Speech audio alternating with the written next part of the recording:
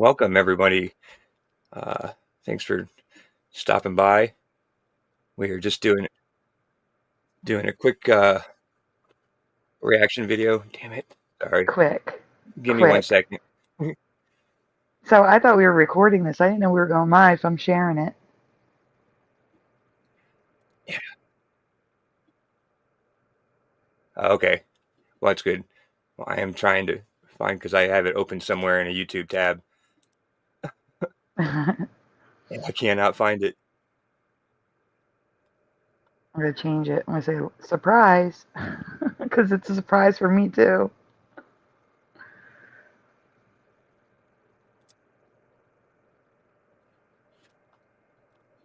Oh, yeah.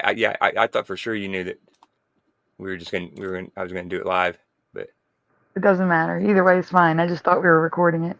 It's all good. okay. I'm just on my phone now. We got Go Kart Bob, Mandanimal, and Joe Bloor. Wow, you guys are awesome. Oh, cool. Hello. Hey, what's up, guys? All right. I found it. Heart of All the right. Earth. Sorry, there's lots of people jumping in. Oh, cool. Hey, Hart.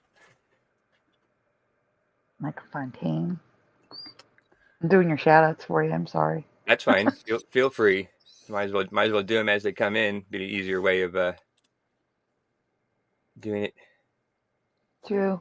Go Kart Bob's asking, what are we doing up so late? Well, Josh just got done work, and I took a nap from, I don't know, when I was on the phone with Curiouser and I could not stay awake. I think it was like around 8 o'clock. And then I woke up at, I think, midnight, 1 a.m. 1 a.m. So I So yeah, slept. I'm that good. was good timing. Yeah, and Yeah. I was at work and I couldn't stay awake either. So no, I'm just yeah. I've only got caught sleeping at work a couple times. So and as long as it's my boss that catches me and not my boss's boss, then I'm usually good. Oh my God, you're serious. I only got caught at work a couple times. Well, I mean, 18 years. I mean, I guess I've only been working third shift for like 13 of those years, uh, but yeah, there was a couple times that yeah, it was rough to stay awake. Oh, come on, dog. LJ's here. Hey, LJ. All right. Well, since people are coming in, we might as well explain what we're doing. I just found this video and I'm stealing it from Sandy because I found out a few minutes ago that it was on her list to review at a later date, but she Tomorrow. took it up. It Oh, was it was for tomorrow. it's okay. I'm shifting gears anyway. I'm gonna try to do all MK Ultra, so I'm gonna shift gears anyway, so it's all good. Okay, and plus it'll give me a chance to test out my internet and see if I got it fixed. Uh, Hmm. so yeah, so that should be fun. So we will be reacting to a video. Let me see, what's the name of the channel again? Mysteria Uh, Archive. the Mysteria Archives, and it's called the Mandela Effect: The Day Reality Glitched for the First Time. And I saw this the other day, and I just thought it was like super interesting because it had some different theories that I hadn't really heard much. I had some of the same ones, but had a couple new ones. So uh, I was And gonna make the video. really quickly, I only saw like 5 minutes of it, and then I saved it to. I have a playlist that you guys can't see called React to, where I save stuff that I plan on reacting to, and I only watched 5 minutes of it. So he's saying there's new theories. For me, it was a new take on theories. So if there's new theories, I haven't seen any of them either. So I'm Oh, going in as well, I blind mean, as they are. yeah, they might not be new for everybody, but they were new for me that I hadn't heard, or at least they were related. Uh, in a different they was looking at them from a different perspective. So, uh, Mhm. but anyway, yeah, it was really cool. So, um, I also sent pushing inside the link, so they might end up hopping in if they're up and they see their email. So, because I figured, I was gonna make a video, and then I thought, well, this would be more fun doing it live, or doing it with somebody else, having somebody else react with. So, that's when I ask you. So yeah.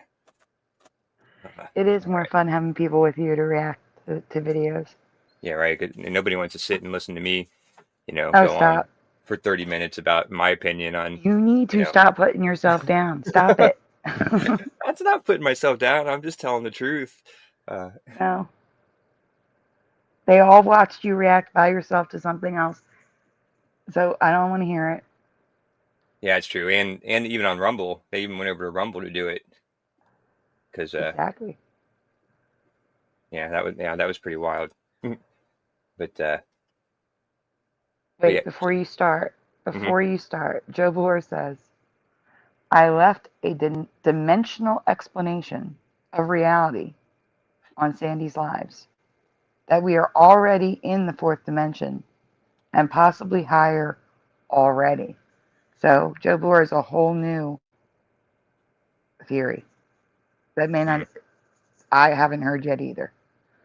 So I like that there's new theories coming out. So I'm excited for this. Yeah, and anybody in the chat that has any opinions on what they're saying, feel free to give us your reaction too, because the more the better. Uh, I Yep. just thought they were some really interesting ones. So I wish I had your And little screen cover. Uh, oh, yeah, I know. but I can give it to you, but I don't know if you're going to be able to use it. oh yeah, no, it's all right. It should be fine. I'm not too worried about it. But all right, so here we go. What was the name of the channel again? I thought it was Mysteria Archive, but you're saying it's the Mysteria Archives. Yeah, it says the Mysteria Archive. Archive. Yeah, I knew it was archive. I don't. I thought it could have been the. Oh, Maybe I it's because wonder I if was he looking has. at the logo. It's MA, not TMA. So maybe that's why I just Oh, assumed it was I Mysteria gotcha. Archive. All right. You're not even subscribed. What the heck? What's that? I said you're not even subscribed. Oh, I know. I was gonna see what everybody else thought, and let them decide if I should subscribe or not. No, We I'm just already kidding. covered him though. He's good. I know he is good. Yeah, I just forgot. I was planning on doing it. Uh, I just wish he wore a different shirt, even if it's the same shirt in different colors, because it's like every time I see it, I'm like, did we react to this one before? And you weren't even sure. yeah, no, I wasn't sure because yeah, I knew we'd seen him before, but Same shirt every time. Every time. it's crazy. All right, well let's see what he has to say Okay. about the Mandela Effect and the day reality glitched for the first time. Folks, buckle up. Tonight, we're diving deep into the weirdest glitch in reality. From false memories to flickering timelines, we're cracking open All the right, I'm going to mystery make of you the pause it Mandela already. effect. That's okay. We were just saying backstage, guys, that he's like good. He seems to believe in the Mandela effect and all this stuff. And he's calling it false memories. I can't. Right in the I was beginning. I was gonna say that, but I think he was. I don't think he was calling it false memories. I think he was just saying, like giving it a range from possibilities from false memories to. Uh, That's another interesting take on it. Flickering timelines. Like timelines flickering in and out of existence. yeah. That might Okay, folks, explain a flip buckle up. flop. Like a timeline flickers into existence. It'll Yeah, it'll be there for a little bit and then disappear again. yeah, or even what's the other ones that you call where they progress? Uh, Like moving in and out of timelines. well, no, when they have like multiple. You have another term for um, A reality insert. Here's the I don't. thing. When it comes to Mandelas that are re-Mandelaed again and again and again and again, what I think happens is we cross a timeline, right? Where we see the original Mandela. And that timeline merges and we continue on our path with that new reality. Okay? Mm-hmm. And then it happens again with another timeline. And that one merges. So think of like a tree schematic. You know what I'm saying? Like two lines merging into one. Then it goes down further, and another branch comes in and merges into it. And I think that's how things get re-Mandelaed. Yeah. See what I'm saying? Like a merging, it's merging timelines, but merging at different points on that same timeline. Yeah. And with different timelines, not necessarily the same ones each time. Right. Yeah. Interesting. At least that's the only way I can make it make sense. However, flickering timelines might explain flip-flops, where a timeline turns on, and next thing you know, it's Flintstones, okay? And then it turns off again, and it's Flintstones again. Like an overwriting. If you think of like a hard drive, where it overwrites it for a minute, and then it turns off, and it stops overwriting, and you have the original timeline back intact. But I think it's easier just to say there's imagine a straight timeline. That's the original timeline, okay? And then there's another timeline that squiggles back and forth over the original. Those points where they intersect is when you see the Flintstones. And then everywhere else you see Flint. See what I'm saying? Yeah. I'm a visual person. I have to see it visually. And that's the only way it makes sense to me. I could be completely wrong. But anyhow. Yeah, that kind of makes my brain hurt. I'm sorry. No, it's okay. If I draw it, it might hurt less. If you see it, you know what I'm saying? Yeah, if you see what I'm seeing in my brain. Yeah, I'm a visual learner too. So, all right. Go ahead. We're not even in a second. Tonight, we're diving deep into the weirdest glitch in reality. From false memories to flickering timelines, we're cracking open the mystery of the Mandela Effect and asking the question no one dares to. What if it's not our memories that changed, but the universe itself? Get ready for a wild ride. The sky. No one dares to? That's all we've been doing. I was offended. Well, we need to get him over to your channel. No, I'm saying not my channel, the entire community. It's all our community has been doing for years. Yeah. And he says no one dares to. Please. Anyway, yeah. I'm slightly offended. Go ahead.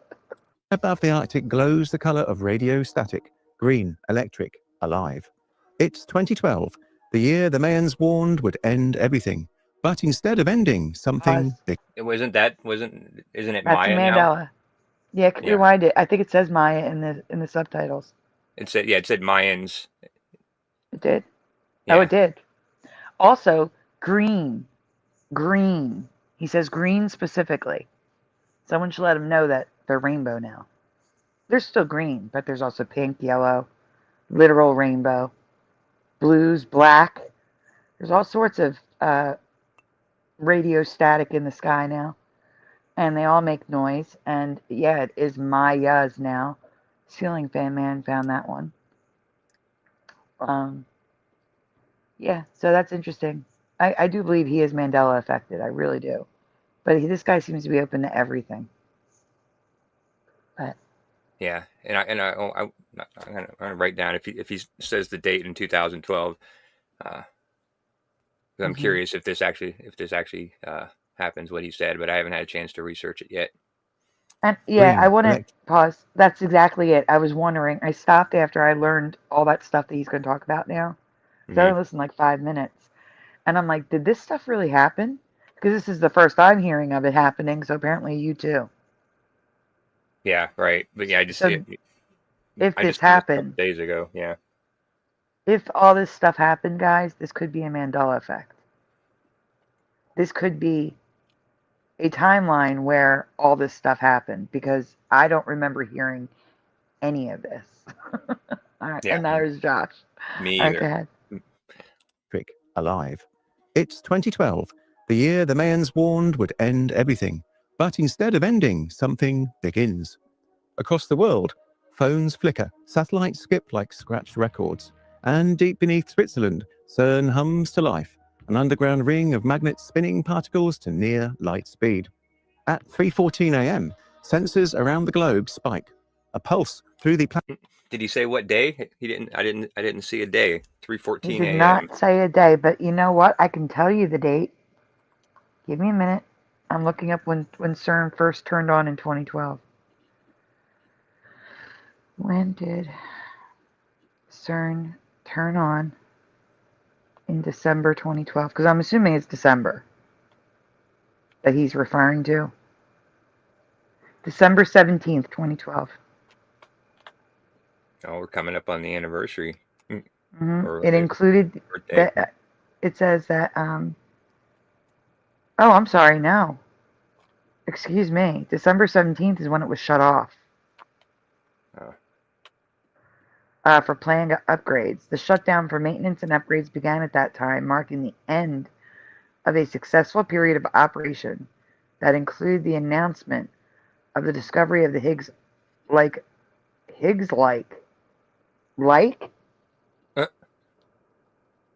boson in July. It was the Higgs boson, not Higgs-like boson. Oh, that doesn't even make sense. Nope, I took a screenshot. Let's see. I'm trying to see when it was turned on. Oh.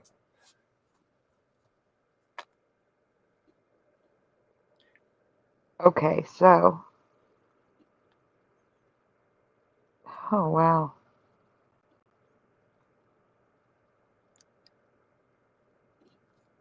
Okay, Yeah, I did notice he said they found the Higgs boson on July 4th, on the 4th of July.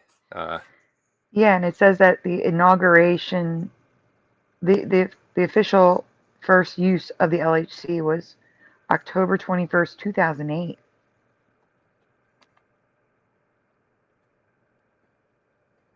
What was it? October 21st, 2008.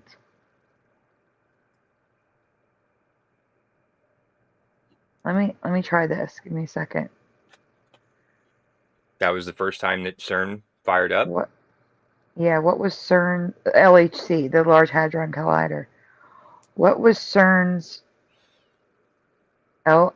LHC schedule in 2012?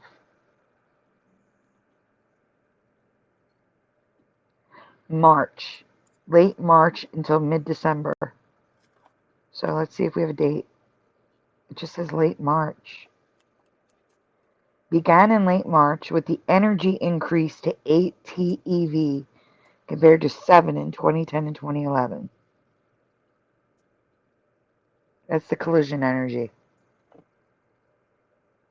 TeV, that's interesting too. What does that mean? That's the energy. You know, I also find it very interesting that, you know, this whole I3 Atlas thing. Uh-huh. But Atlas was one of the places at CERN. Atlas is the name of Atlas was the name of the Large Hadron Collider's experiment. That's interesting. And that was the July 4th experiment, Atlas. Oh, the one that found the Higgs boson? So it's officially April 2012, the LHC began operating in a new record collision energy of 8 TeV. I'm assuming that is the date they're referring to. Late March, early April, but they're not giving a date. That's what I'm looking for. Let me see. I'm going to try one more time. Well, maybe this event where the electricity spiked up and did whatever is maybe they're talking about the date of that they found the Higgs boson. I got it. So April 5th, Atlas and CMS experiments at LHC presented their preliminary findings, which showed tantalizing hints of the Higgs boson. Yeah, but they already have the data. So I would say end of March. Let me try March. See if I can get a frickin' date there. Hey, what's up, David? Meeting. David, aka Okay. Logan Freeman's here. Hello, David, aka Logan Freeman. Okay. March 27th. It was March 27th, Josh. The NA62 experiment held several collaboration meetings. They ran the experiment March 27th, and the meetings lasted from the 27th to the 30th.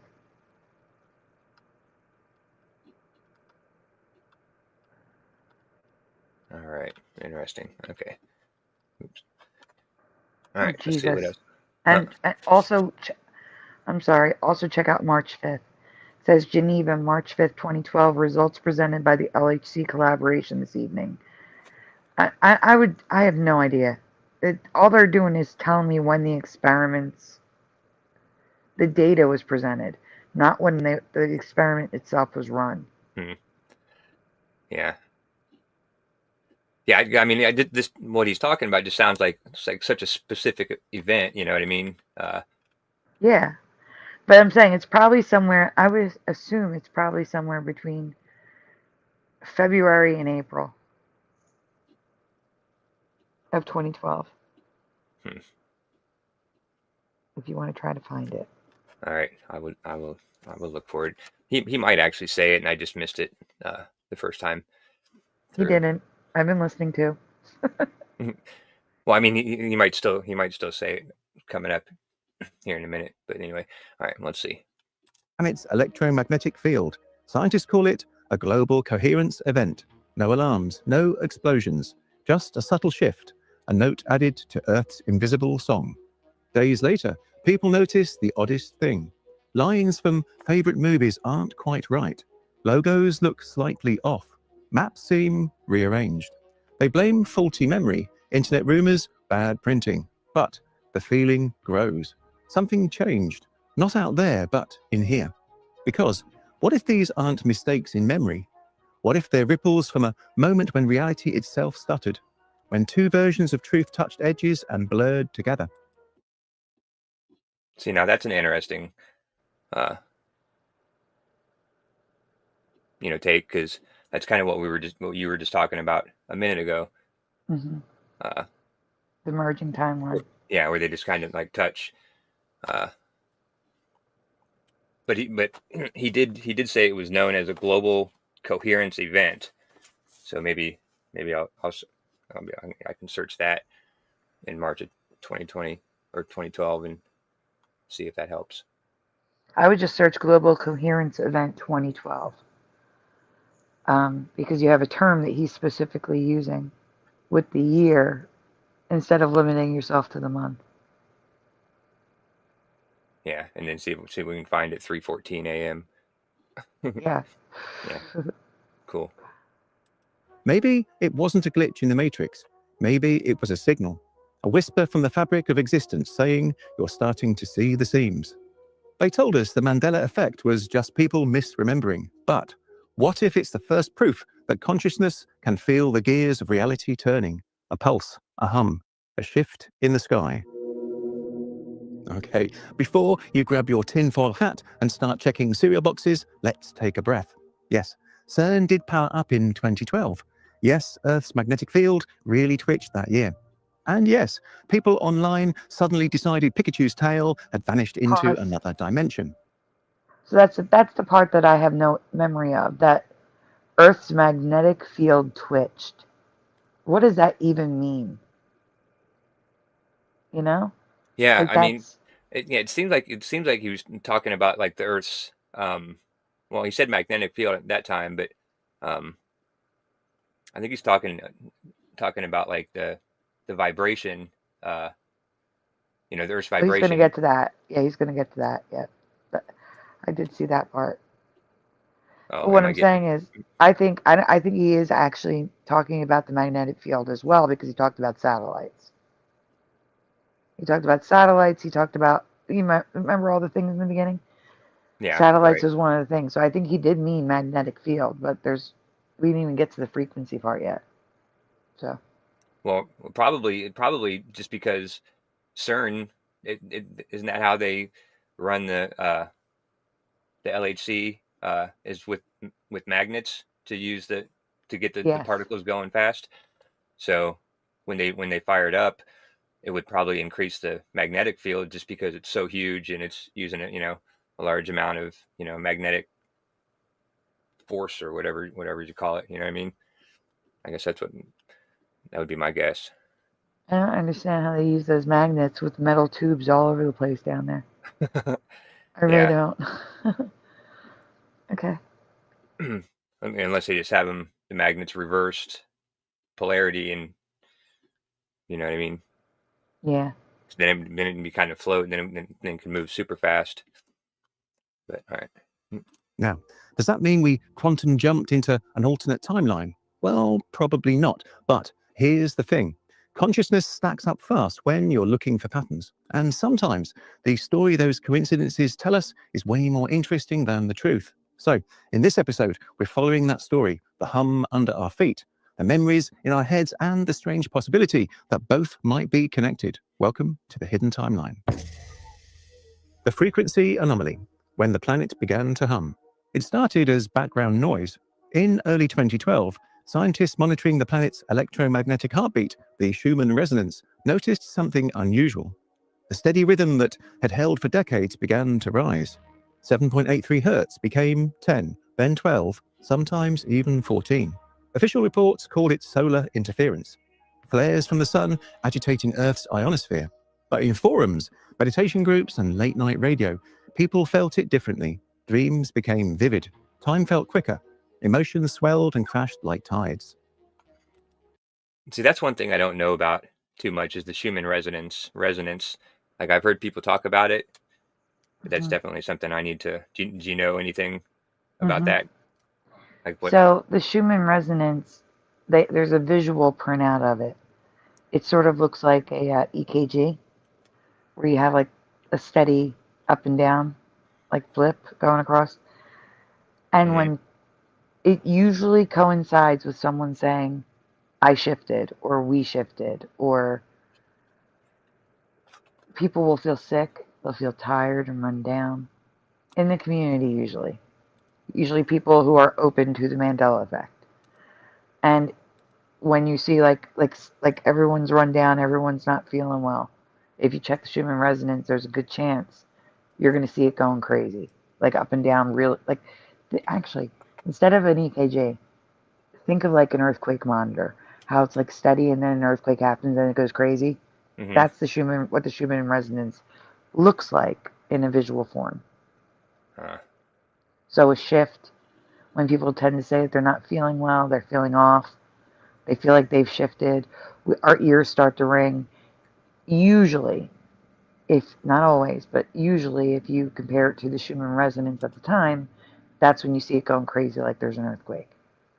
Yeah, well, I would say, because he said it shifted from 7 to up to 14. That's seems like a pretty big jump. It's doubling, and it's I can get you a picture of it. I follow the Twitter account, the X account, that posts the Schumann resonance, especially when it goes nuts. I can always get you a picture if you want to show it. Yeah, it's cool. Hey, hey, Orler Greg, and Hellcat, and Pushing Buttons. Hey, Pushing.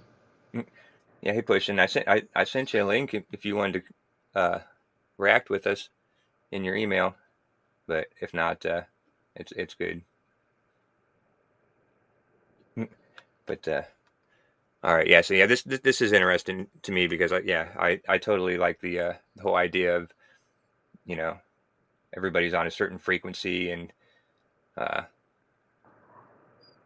you can kind of change. If you can learn to change your frequency, you can, things can be different. So yeah, but I don't know a whole lot about that either. But I find that super interesting. They said Earth was raising its vibration, and consciousness was struggling to keep up. Fringe thinkers dubbed it frequency theory, when the vibration of awareness accelerates faster than matter can adapt. Reality doesn't shatter, it shimmers. Objects, memories, even history itself start to blur, like a movie running a few frames out of sync. CERN's experiments were ramping up around that same time, billions of collisions per second deep beneath Europe, echoing faintly through Earth's magnetic crust. To some, those ripples weren't contained, they were harmonized with the planet's field. a tuning fork stuck at the atomic level, and the whole world started to sing. Science says the hum was harmless, just weather in the magnetosphere. But for others, it felt personal. Headaches, insomnia, a static buzz in the bones. It was as if the Earth itself had turned up the volume, and human minds, being electrical too, were catching the feedback. Maybe the Mandela Effect began right there, not as an event, but as a symptom. The sound of perception stretching to meet a higher frequency. Because And that's an interesting way to put it. Oh, hey, the mind. Hi. That the Mandela Effect was a symptom of it wasn't an event. It was a symptom of this change in vibration frequency. Mm-hmm. I just never heard anybody put it that way before. I just found a 4-year study on the Schumann resonance. And if you look at the spikes, it kind of supports the idea. Like I said, we are constantly shifting, and there are peaks. And, like the Mandela effect may slow down, but it's always there. You know what I'm saying? Like it actually supports that based on the visuals. But anyway, yeah, I'm sending you pictures. Okay. Oh, Sai made it. Hey, Sai. Hey, Sai. I'm sorry, Sai. I was asleep. I tried, but I did fall asleep right around the time that your show started. I'm so sorry. Yeah. Well, I really had no idea either because I didn't know what time I was getting off work. So I was just inspired by Sai's spur of the moment pop up live stream. I'm like, oh, I can't let her do something that I didn't do. So no, I had to keep up with Sai and do a. Just kidding, but yeah, there is a link in your email, Sai, if you want to react with us. We're not going to be here super long. It's a pretty quick video, but all right, so it's gone. When the planet hums louder, consciousness can't help but listen. So basically, the Earth started beatboxing and humanity forgot the lyrics. Now, the Schumann resonance really does fluctuate. Scientists track it all the time. But calling it Earth's vibration rising is a bit like saying your Wi-Fi is haunted when Netflix buffers. Well, it's measurable, sure, but it doesn't mean that we're ascending to the 5th dimension. Still, I kind of love the idea. Imagine the planet literally humming louder, and we're all just slightly out of tune, mishearing reality's melody. Maybe that's why we remember Berenstein instead of Berenstain. Or maybe we just can't spell. Either way, it's a good reminder that even the most grounded science can sound mystical when the data starts to sing. And this song is only getting weirder. Yeah, because science is, so trustworthy that we should trust the science, but the observer effect would be, see, here's the thing. The observer effect makes sense until until me. I well, maybe, no, I don't know. Would the observer effect include like me just randomly finding Mandela effects? Like, for example, when Astral Fugitive sent me the one about the Lost Boys with David, he used to scream, "I'll get you boys tonight, tonight." That's no longer in the film. And then I realized there's a scene in the film that's now a deleted scene that I remember in the film. Like, I find Mandela effects off other people's Mandela effects. Does that fall under the observer effect? Yeah, I don't know. The observer effect is probably one that I haven't really heard too much. I don't know. Well, the observer effect would be more like the double slit experiment, where when we observe the particles, they go in a certain pattern. When we don't observe, they go in a different pattern. So when we observe, they act a different way. So wouldn't that be like if we observe, I don't know, a logo, we're going to see a Mandela effect because of it? It doesn't make sense to me. I don't know. Maybe someone else can explain it in chat. Yeah, okay. Yeah, I know you're right. I have heard of the observer effect where it's not actually saying it doesn't actually exist until it's observed. Hmm. So, and Sai's here.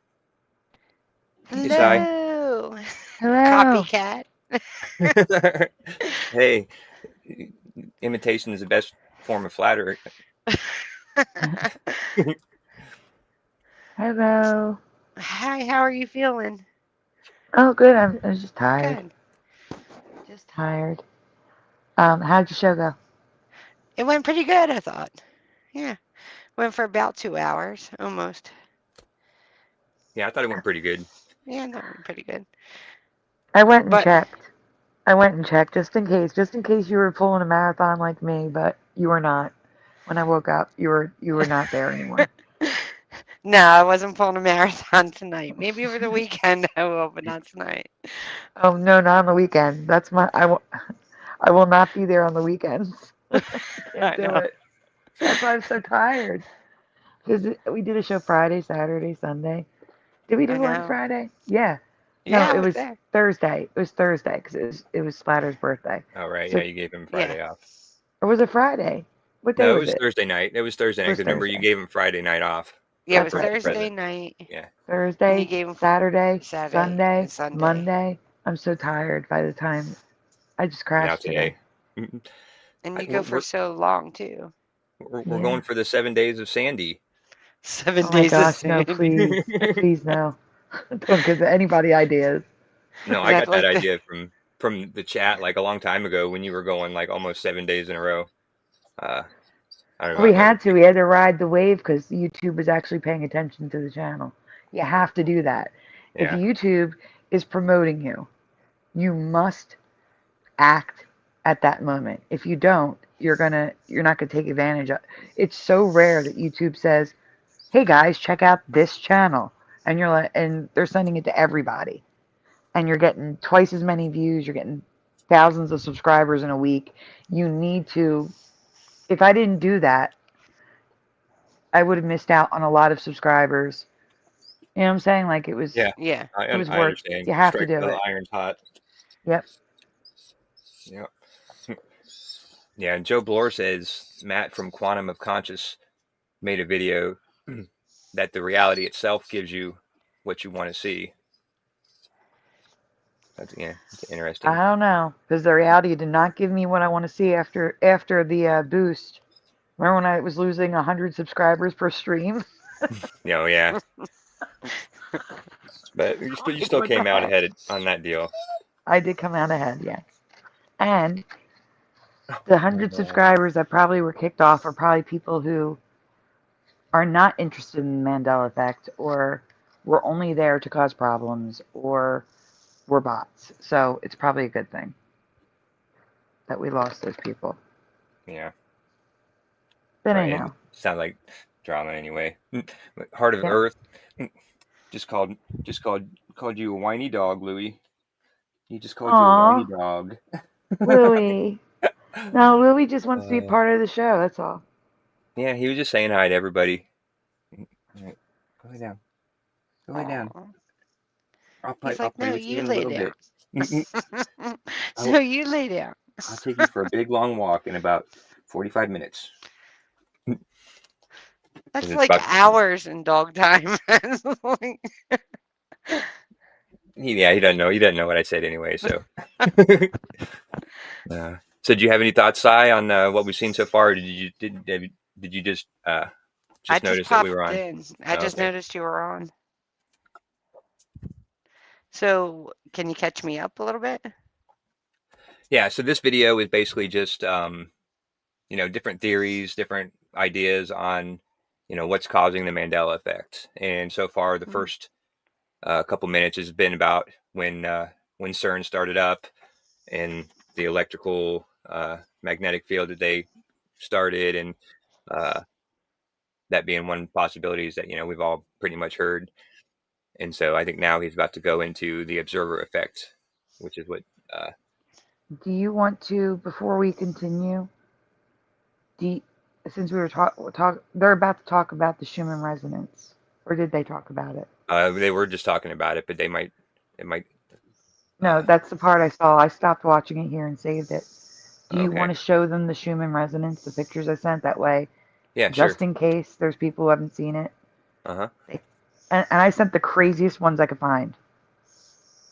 So, like, probably major shifting happening.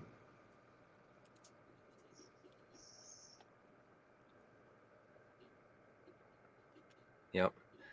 The Schumann whatever residence is that's the sun, the magnetism off the sun, correct?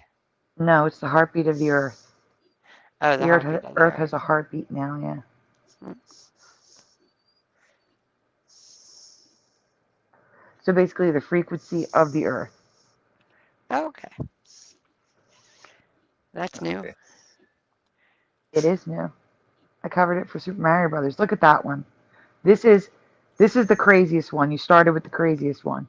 Oh. So June 18th to 19th, 2023, it made patterns, and I've never seen that before. This is not a typical Schumann resonance. This should have been the last one. That's also crazy. Those bands going sideways. That's craziness. But do you see what I'm... Actually, you'll see it better on another one. I can't see the date on that. It's 2/27/25. 25, I think. Yeah. So February 27th of this year. All right. So this is a more typical Schumann resonance, but this is still a lot of activity. Usually you see a lot more blue than you see green. But do you see how there's still green where the blue is? This is what I'm saying. Like, the Mandela effects may... Let's pretend, just pretend, okay, that the Schumann resonance is exactly the Mandela effect. Okay? Just pretend. I'm trying to give you a visual of how I see it in my brain. Okay? Mm-hmm. Mm-hmm. Pretend that the Schumann resonance is showing you when we shift. All right?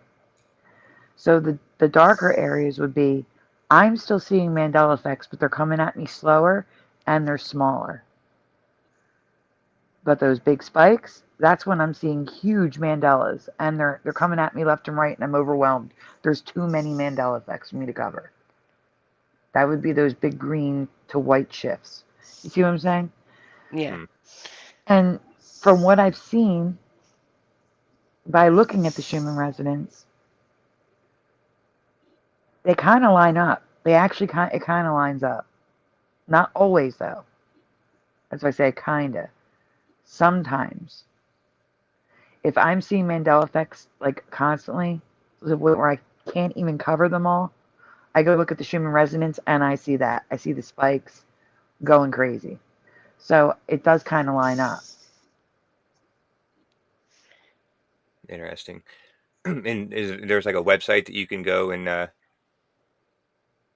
check this for, like I follow. particular days or something? I follow. Yeah, I'm sure there is. I just follow X accounts that post it Oh, every day.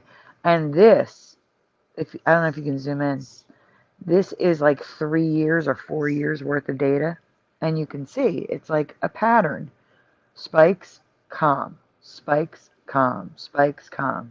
You see? yeah. It's got a very specific pattern. So it's the daily pattern of energy from March 1st, 2013 to March 1st, 2017. It's a very specific pattern. Yeah. I mean, it looks super consistent.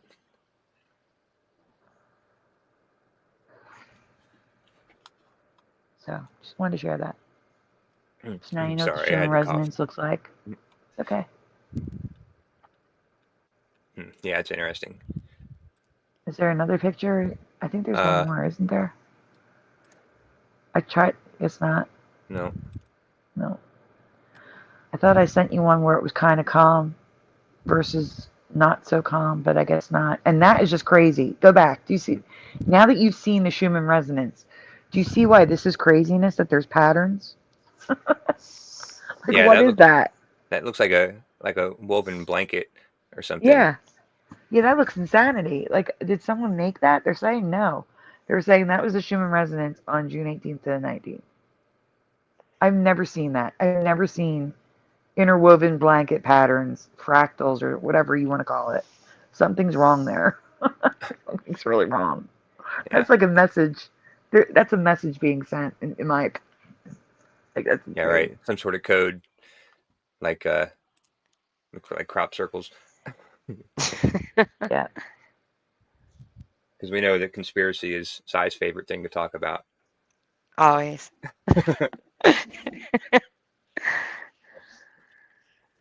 All right, let's see what he has to say about the observer effect. Observer effect. Reality watches back. They say reality doesn't exist until you look at it. It sounds like philosophy, but it's actually physics. In the quantum world, particles remain in a fog of potential until someone observes them. Observation collapses probability into presence. The act of seeing creates the thing being seen.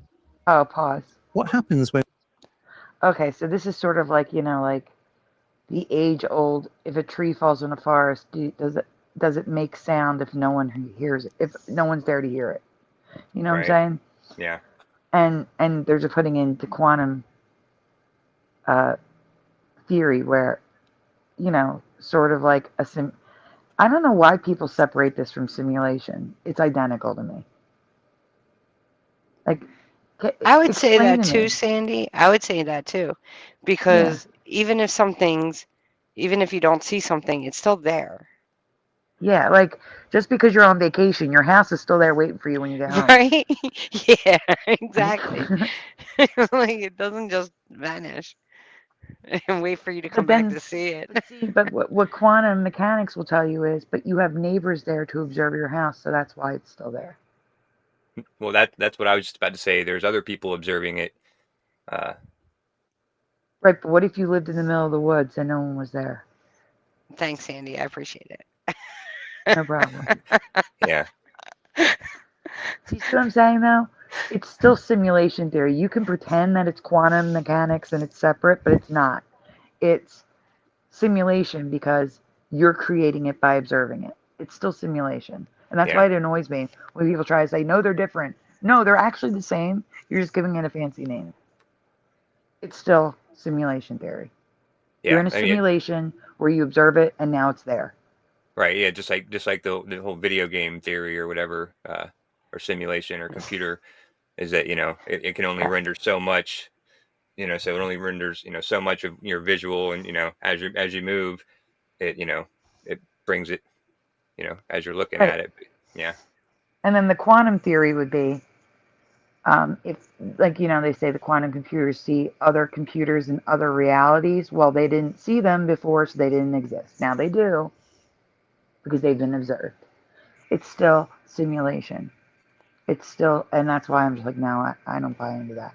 But it still doesn't make sense to me because things are still there, even if you don't see them. Correct. Like, so,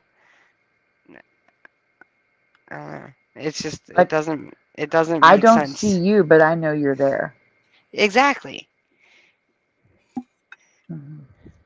But so anyway, but the thing is, if someone can please send me a detailed versus simulation theory versus quantum theory to explain how they're actually different, because to me they sound identical. One just got a fancier name. Yeah. Well, Dr. Bob Nightmare says, "I'm getting out of bed to go smoke. I'm blaming Sandy." So. No, you can blame Josh because it's Josh's channel. This is his idea. No, you can blame Sandy. No, blame Josh. Wait, okay. what did Sandy you say never to gets me, blamed. Josh? What did you say to me? It's your stream. If something goes wrong, it's your fault. Well, right, but that doesn't qualify when when I'm on the receiving end of that. That's only good for everybody else, not for me. Yeah, Dr. Bob also says, if I do a live stream and no one watches, did it exist? See? Yes, it did. Yeah. Well, there's always people watching Dr. Bob's live streams. Whenever I go in there, he always has a good crowd. And LJ is making up a song about me for Christmas. Aww. In the chat. 12 Days of Christmas, but Sandy Mandela Effect style. All right, we'll have to have her sing it next time you do an open panel. It's a 12 Days of Christmas. It's going to be a 10-minute long song, just to let you know. That's all right. That's only like a 1% of your show. Right? True, that's true. All right, let's see what else he's got to say. Billions of people are looking all at once. The internet changed more than communication. It changed observation. Every trending video, every viral theory, every shared glitch in the matrix isn't just watched, it's witnessed collectively, and each witness adds weight. Fringe theorists call this the observer density effect, the idea that human attention is energetic. But when enough minds focus on an anomaly, the probability cloud thickens. In plain English, we don't just notice reality, we shape it, one shared memory at a time. I think of it like this. Yeah, I think that's a very interesting theory. I think that's what caught my attention is that, he's saying that, that the more we notice it, the more we observe it, and the more people collectively, share it, that it kind of, creates that reality, which I'd never really heard it put that way before. Well, let's say it this way. Like I said, I believe the Mandela Effect has always been. It's just the way reality works here. Okay? And here doesn't necessarily mean we've always been here.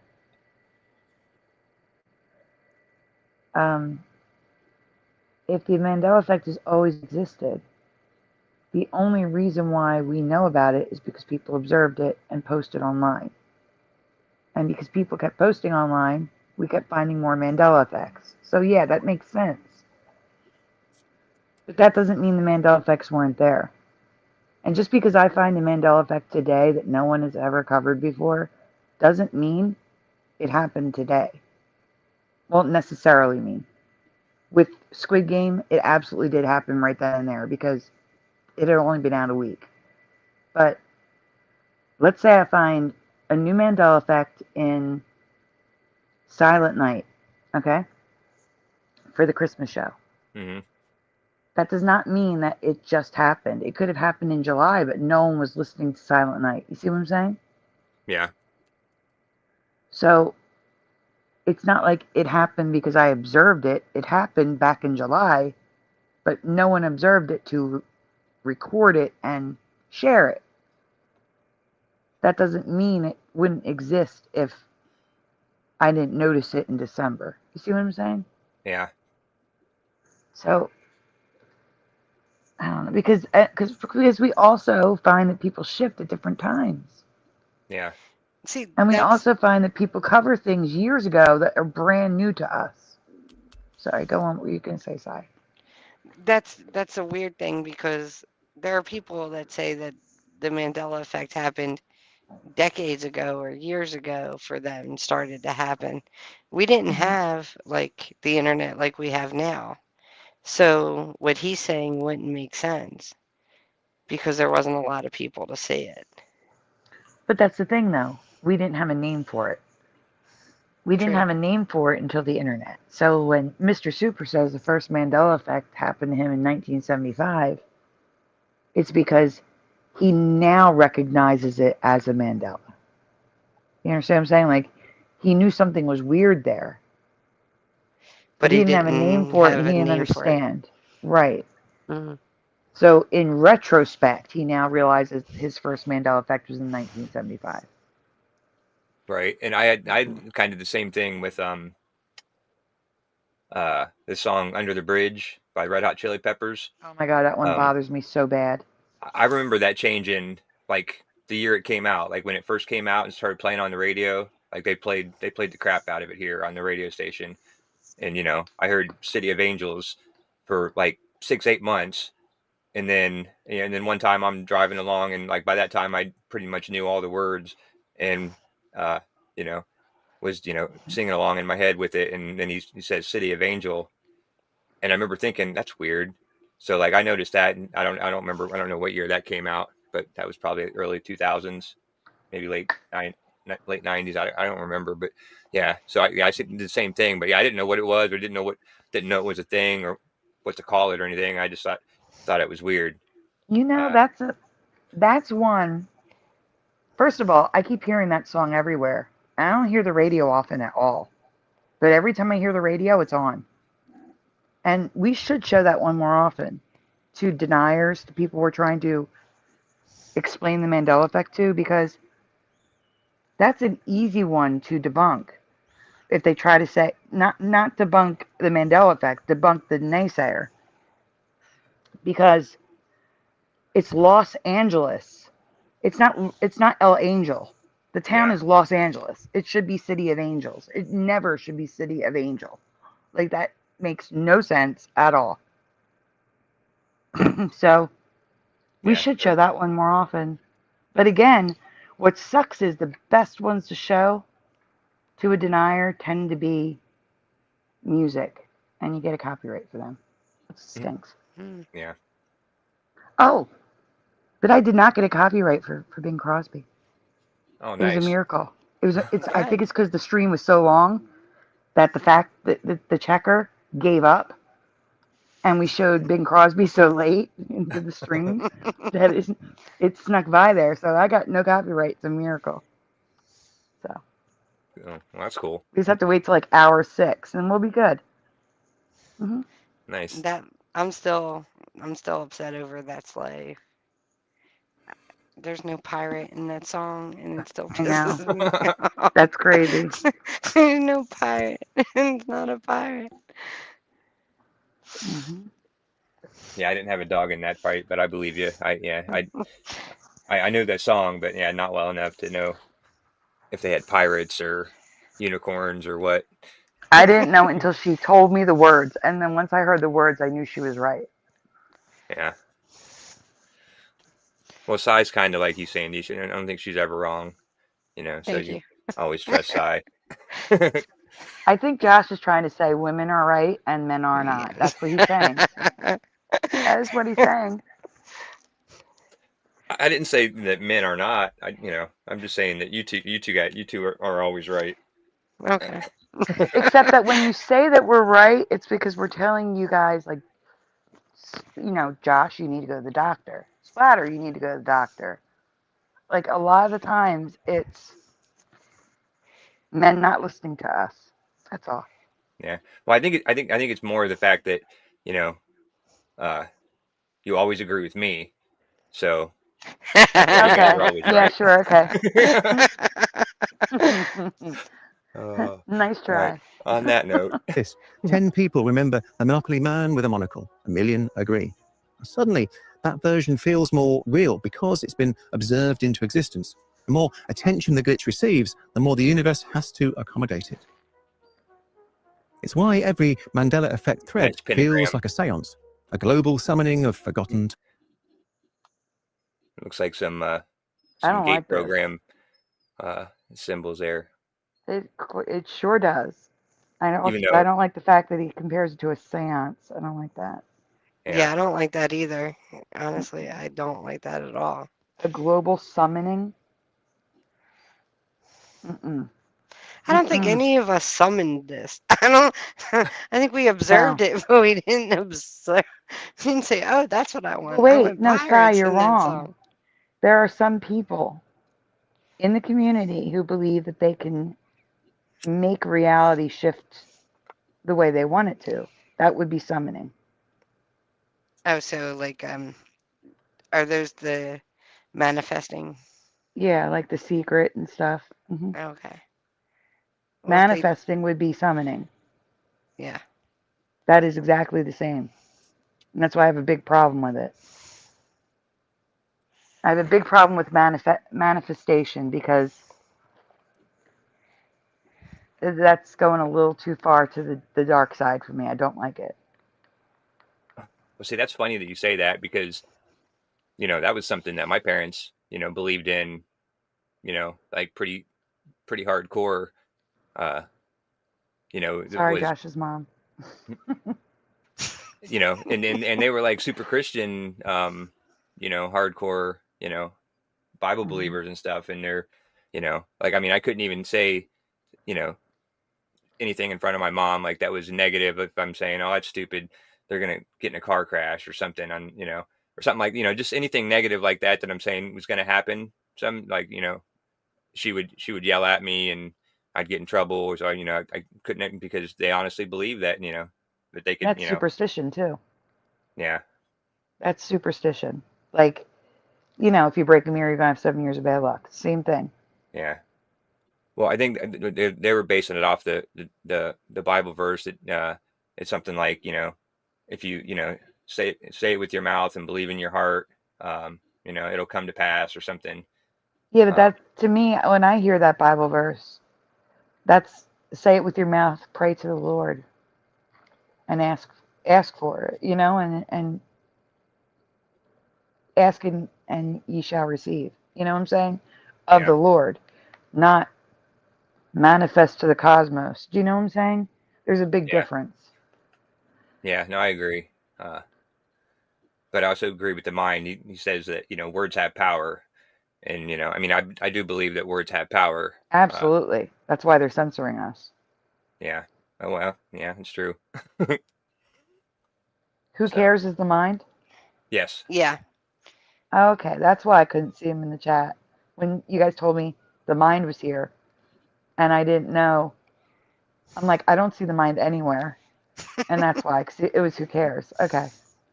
Yeah, I thought So I thought you might have not known that on your stream the Yeah. other night, but sorry. Go ahead. my thing with manifestation is nothing can come from thought into reality without some action. You have to do something. If you want to win money from the lottery, you still have to play the lottery. So Mhm. I'm not a big manifestation person. Like, you have to do something. You have to put some action towards it for it to actually come into reality. And there's nothing wrong with that. Like having like a like what are they called? The boards. You know what I'm saying? Like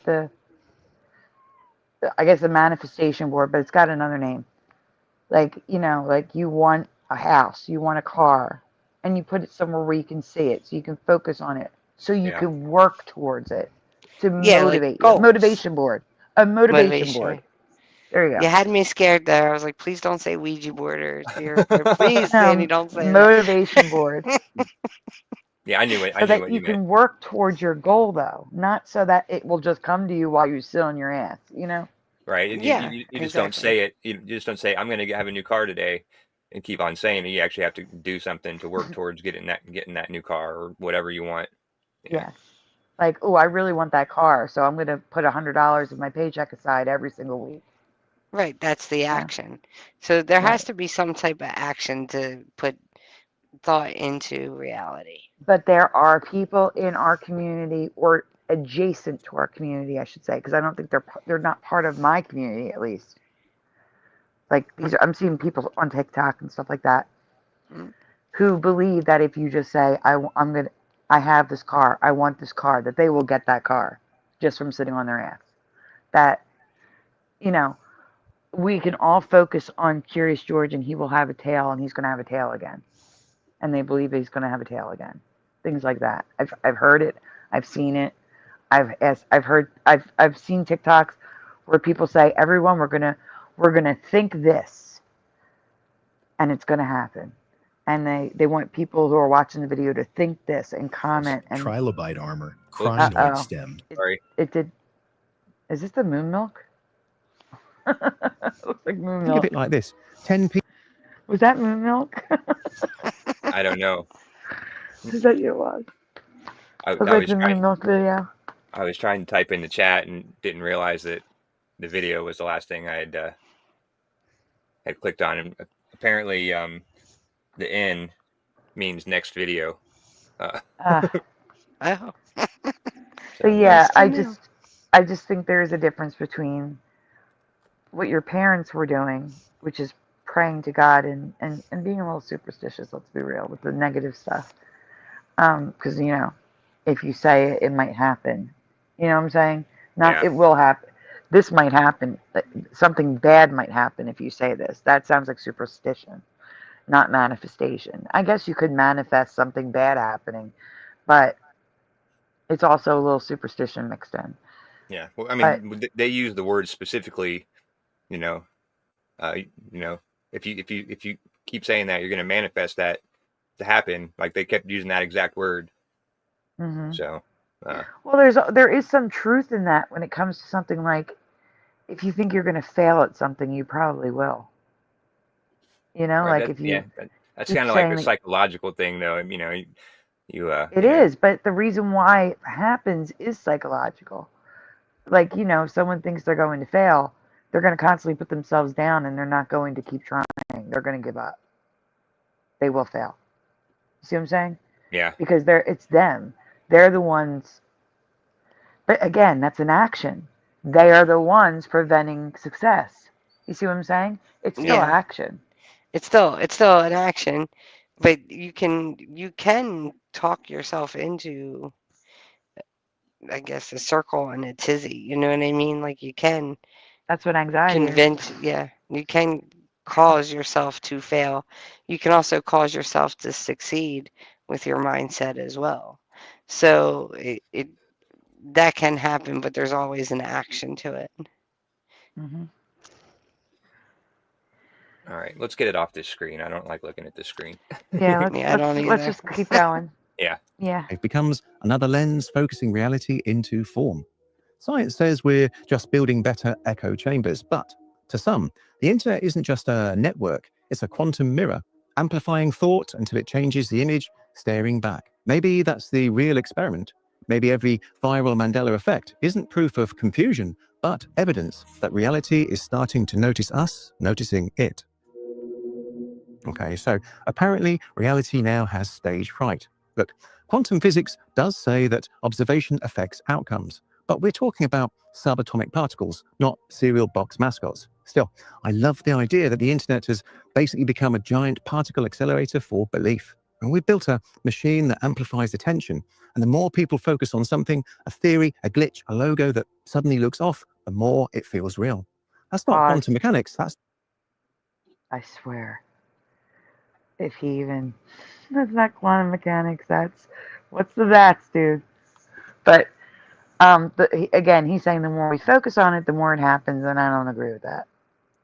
Yeah, and I think he's saying the reason that we're more focused on it is because of the CERN thing. Because I mean that's what it seems like it's going back to, is that that it was right after CERN powered up that they sent this vibration or electromagnetic resonance or whatever across the Earth, and then that's when we started noticing it and talking about it more, and then it's building from See, that. I disagree with all of it. I believe Yeah, CERN amplifies the effect. It did not cause it. Um, He also but said reality notices us, like as if reality is living. yeah, I Like did notice that too. But I mean, what is reality technically? I mean, well, reality. That could play into my theory as well, where not my theory, but you know what I'm saying. That this is the great deception.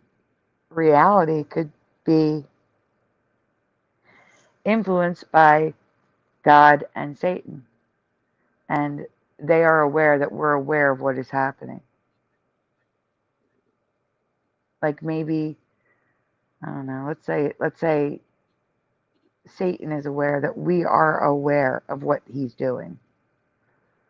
So he knows that all these other people are under his spell of deception, and he's also aware that we're not. So he's throwing Mandela effects at us left and right, trying to convince us that we're crazy, that we're wrong, that this reality is the true one. yeah, But I don't like the idea of the universe.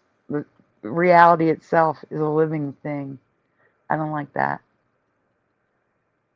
yeah. I I mean, could I be don't like it wrong. I mean, either, it but could be right. I don't like it either.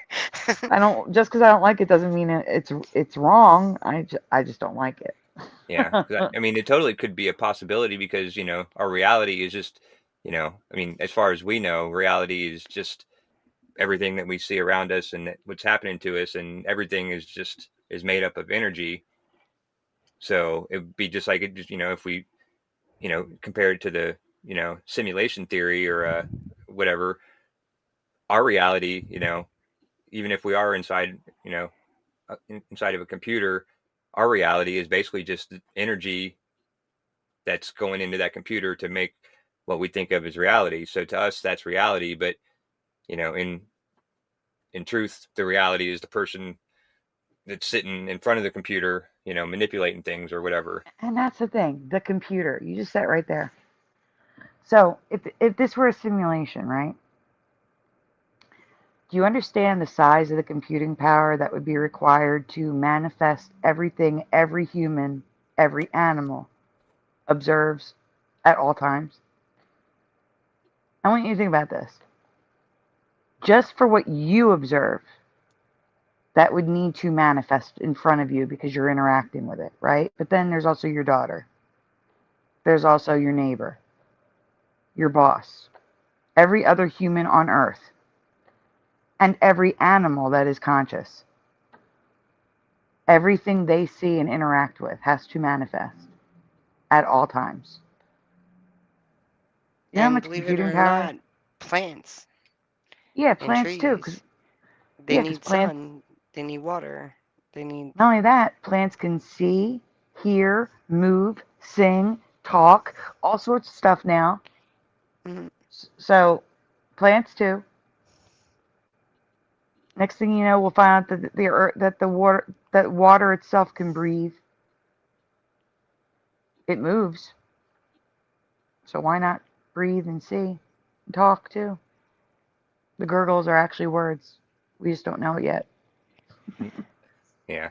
Well, from my understanding, though, I mean, yeah, that would take, a ton of computing power, but, and you can correct me if I'm wrong, anybody in the chat, if this isn't correct, but, it's my understanding that, the human brain is, technically, uh, got more computing power than, all the computers that we have. The computers are just better at, you know, crunching it faster. And, but I mean, you know what I mean? So, you know, Right, but again, that's fine if you're only talking about a person.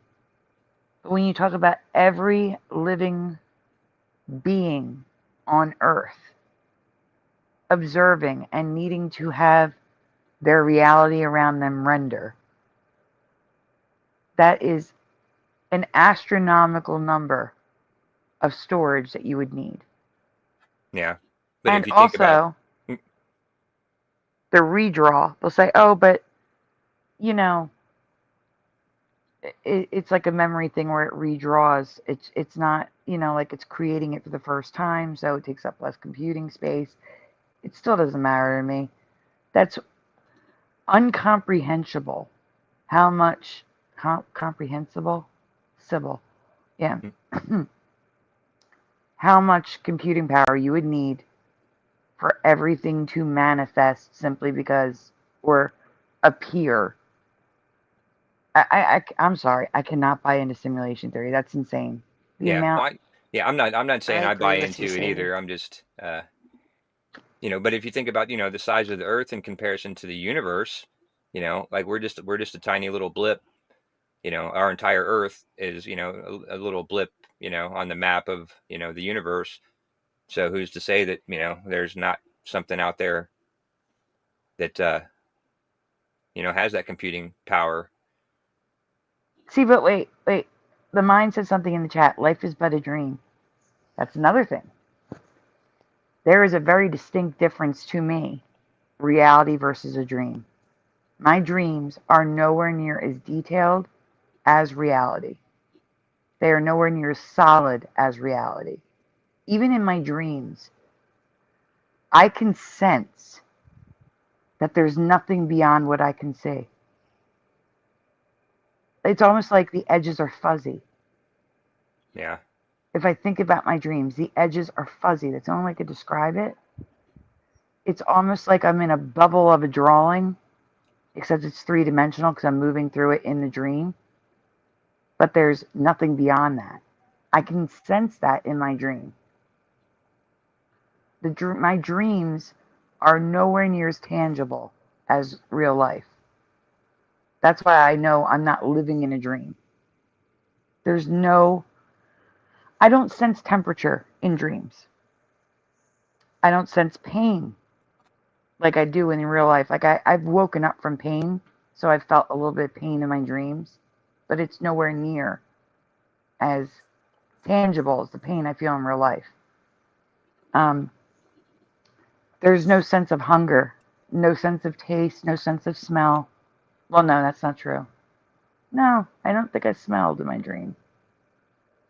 I just saw colorful flowers that my brain may have interpreted as smell. But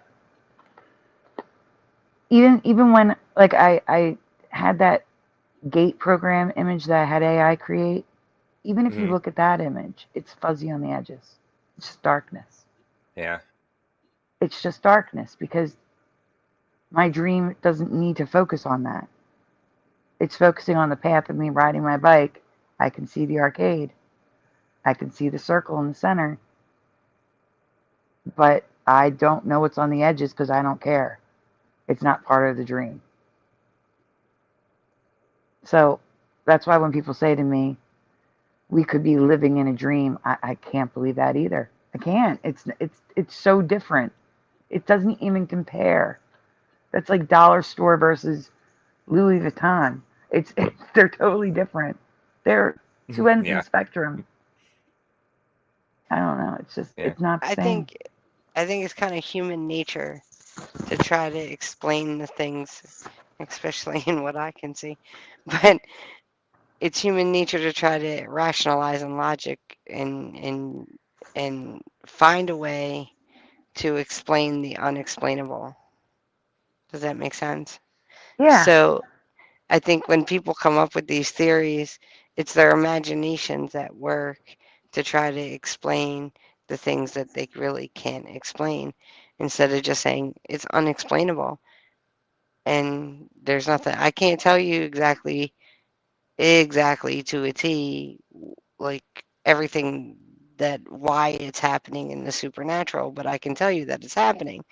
But I can't tell you exactly what's making it happen. And sometimes we have to come to just that it's just something we're not going to understand. Like, we're not going to understand the full cause of the Mandela effect. Yes, that's why I keep saying we can talk about theories because it's interesting, but we will never know what's causing it. I truly Yeah. Right. believe there's no way to know what's causing the Mandela effect. These theories will just remain theories. Yeah. And that's why I don't want to waste my time talking about them all the time. Yeah. I When I agree with can that. when I can show Mandela effects and prove them, I'd rather work with facts. I'm just not philosophy minded, you know what I'm saying? Yeah. I'm not either. So I Like I don't understand. mind talking about them occasionally because it is interesting, but it's only interesting to a point. I don't want to just waste my time talking about theories that there's no way to prove. Because I've had people say that to me, like, why, like, okay, enough with the Mandela effects. We know it's happening. Let's try to figure out why. Well, go for it, because you're not going to find Mm. the answer. Yeah. I I, agree. Yeah. I'd rather I've not waste my time. yeah. But it's I fun to look at talk it, about. I look at it like we don't know what it is. We know it's happening. We know it affects stuff. How do we deal with it? Do you know what I'm saying? Hmm. Because sometimes they are personal and sometimes they are on the more effed up range. Hmm. So how do we deal with it? Like Yeah. how to when It's probably something a better really, question And is that's the asking how helplines to deal for. with it as opposed to yeah, why it's happening. Because that how to deal with it isn't actually something that we can come up with an answer for. Yes. yeah. Coping techniques. We could talk about coping techniques. Absolutely. But I don't want to waste my time talking about theories that have no end, I that have no agree. I don't answer. either. Like I agree with you on that. I don't either because you're never going to be able to prove it. You're never going to be able to Like, it's never going to be tangible. And it's not, it's the supernatural. It's not going to, you're never going to find the answer and it be definitive.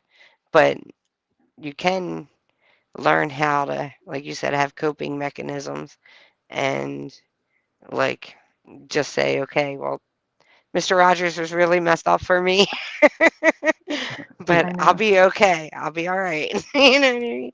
You gotta let it Yeah. go, Ty. No, Let it go. Shh, breathe. It's Pushing okay. asks, "Why did you kill me in my dreams, Andy?" I did not. I did not. You just wanted me to. Because otherwise you wouldn't have dreamed it. But um I was gonna say something to what Sai was saying. Oh, sorry. It's okay, I can't remember what it is now. Ah, I hate that.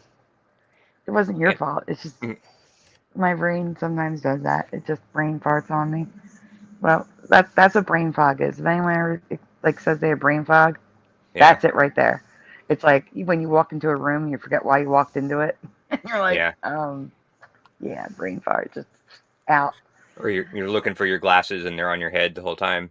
Yes, well, yes, but had to do with the Mandela Effect theory part. The something that we should talk about. Oh, I know what it is. Thank you for the comment. That's why it was a comment. I fully believe we should talk about the patterns that we see in the Mandela Effect because there are patterns. I mean, and it could give us a clue as what's causing it. But I believe it's more so we should look at patterns because there could be messages. There could be things we can learn from those patterns. So the patterns I believe looking into, absolutely. There are definite patterns. We just saw patterns in 3 years with the Schumann resonance. And what do you know? The pattern is an out, in, out, in, out, in. Now, what if one of those out ins crossed? And that's what I think a flip flop is.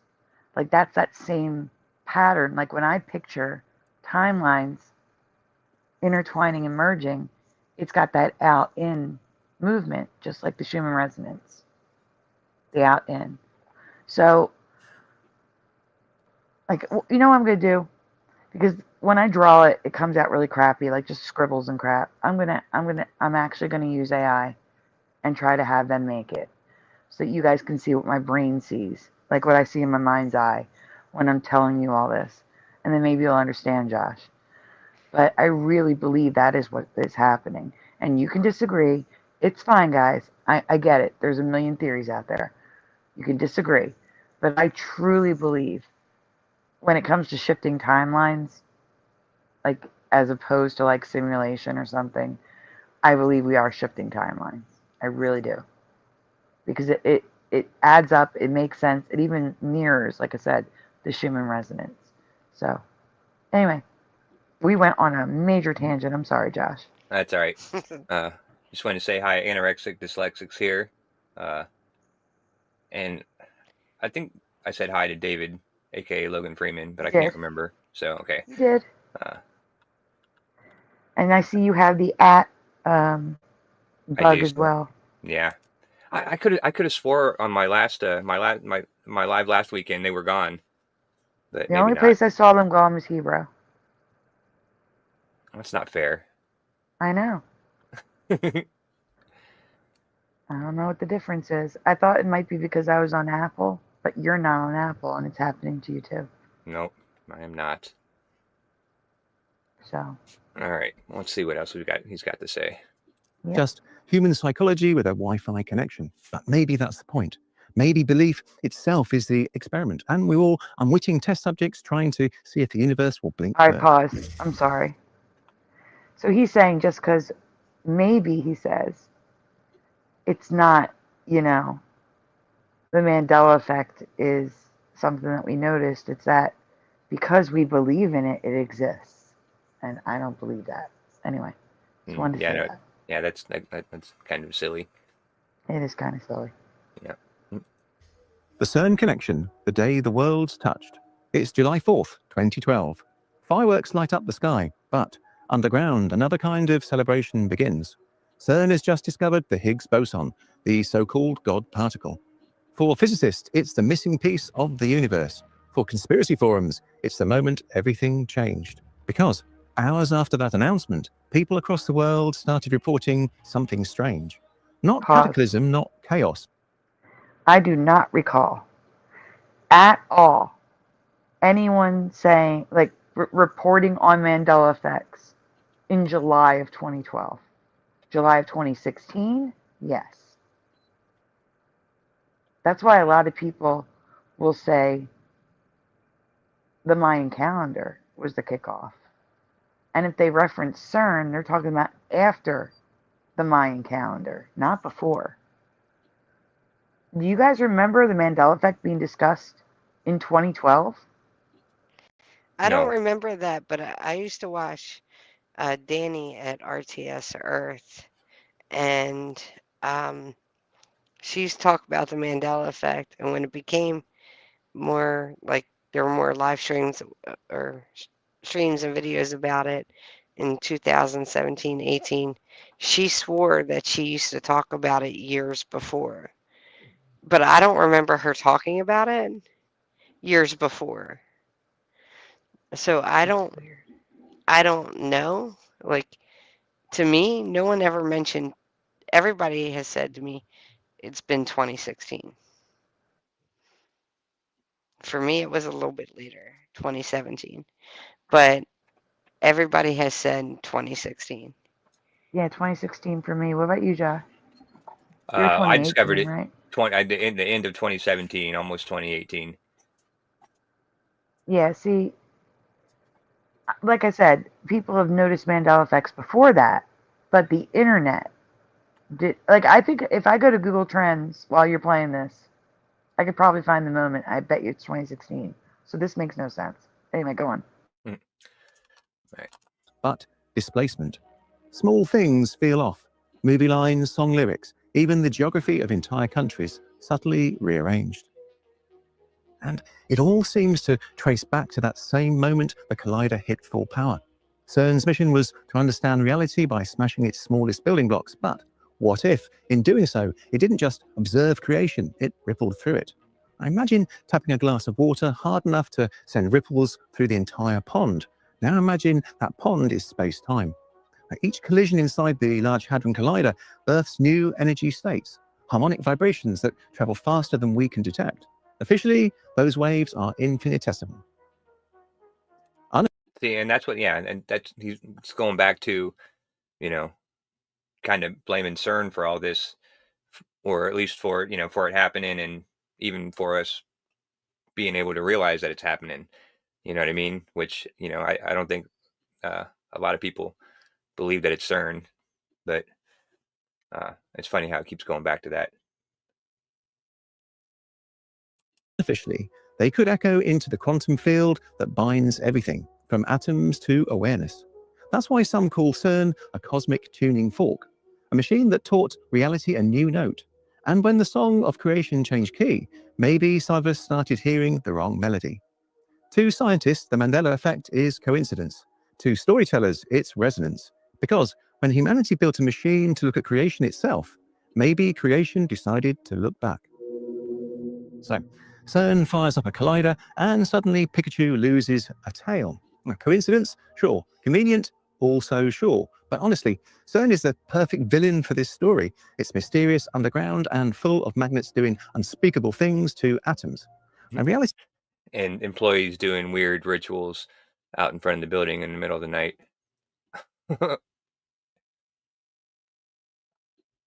is CERN hasn't ripped open a wormhole.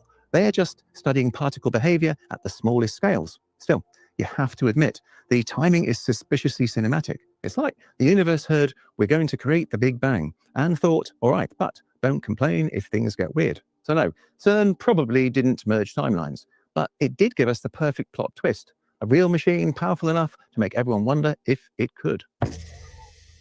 The Human Receivers, the Awakening Network. The story shifts from machines to minds. While scientists chased particles under the ground, something else was happening above it. a quiet synchronization spreading through the collective human brain. Across continents, researchers began noticing odd patterns. Groups meditating on opposite sides of the planet showed identical spikes in their EEG readings, bursts of rhythm that rose and fell in perfect. Pause it, please. So what he's saying is basically that we are all vibrating on the same frequency. Yeah. And what does EEG mean? Like I've heard of EKG. EEG is the brain waves. Oh, and EKG is your heart Heart, yeah. energy. Yeah. Okay, I gotcha. Hey guys, Yeah. I just want to let you know that there was one single person, one single search for the Mandela Effect, January 1st, 2013. And less than one, not zero, but less than one in 2012.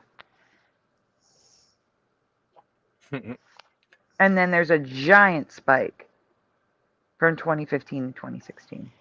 I'm going to actually send it to you, Josh, right now, All right.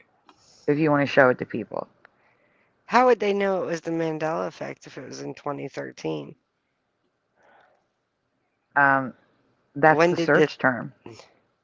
I'm searching Google Trends. That's the search term that they used.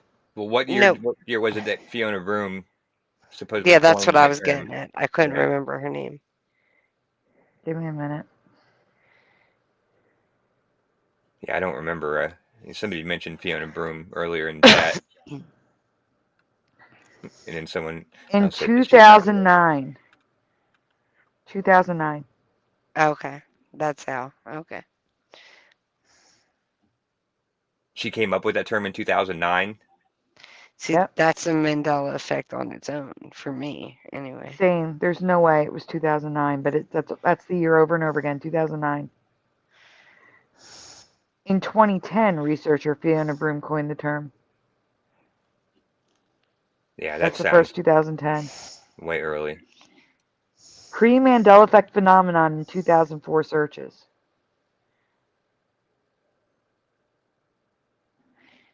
Oh my gosh. That's weird. There are That's searches for the Mandela Effect in 2004.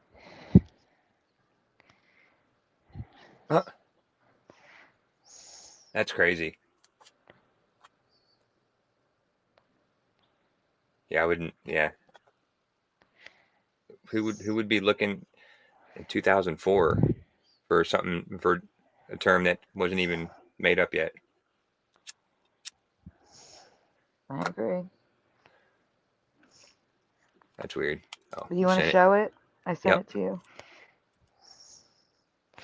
That is such a Mandela Effect. I don't know if it is for anyone else. I know, Sandy, you said it was. But if anybody else in chat, didn't she coin that term later? Later I than thought it was like 2010? 2013, 2014, something like that.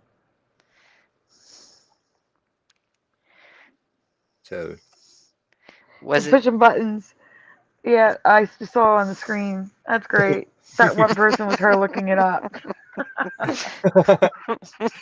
seeing if it was taken. That's funny. So here you can see that little bump in January 2012. That says less than one. And then before it was zero. But how could it be zero if I have a chart here? It says in 2004 they were searching for it. It's because the one search doesn't register, I guess. But you can see 2015 is that first little roller coaster rise, the little one, the little stop. And then it's 2016 up there. And 2017, they're saying, was the actual peak. Not 2016, 2017. So the first peak is 2015, that little one. Then 2016 was the second. Then 2017. Then we see it again in 2019. You would think you'd see a spike in 2020 when everyone was home. But no. I mean, there's a little one, but look how far we fell from 2017 to 2019. Yeah. It looks like there's a little bump again, and we're on a downward slope again. People were preoccupied with other things Mm-hmm. in 2020. I think that's why there wasn't a spike. No, that's the thing though. We saw a lot of people turn to our shows for, like for comfort, for Yeah. just to be around other people. But yeah, it was probably just returning viewers and not new viewers. And that was also around the time that the people I was doing shows with were saying that the Mandela effect was dying. And I'm like, you're wrong. It's just, things don't always, you even hear up, down, up, down, up, down. It's never a consistent straight line.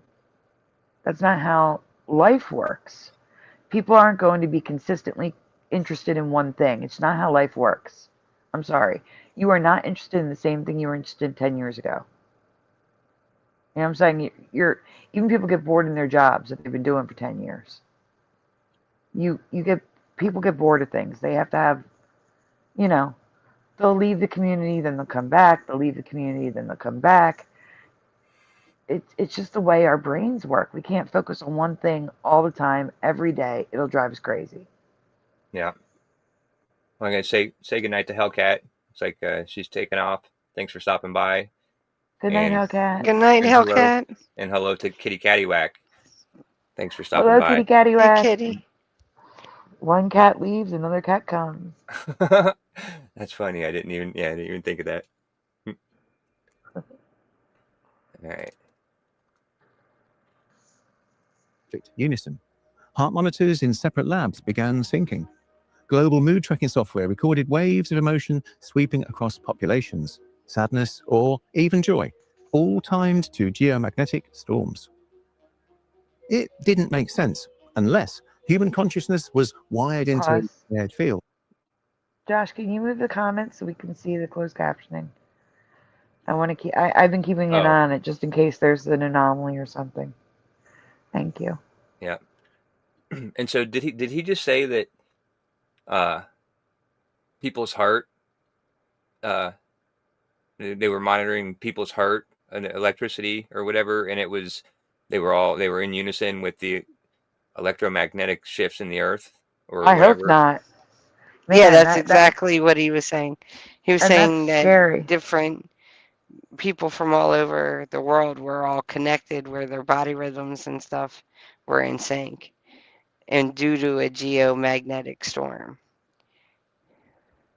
I find that hard to believe. All right, so here's the thing. Sinus rhythm looks the same in everyone. That's just how a heart works. Okay? Anything outside of sinus rhythm is abnormal and should be checked by a doctor. And I hope if their hearts were out of rhythm, that's terrifying to me. Yeah. No, like it's not just their hearts, it was their emotions, it was everything.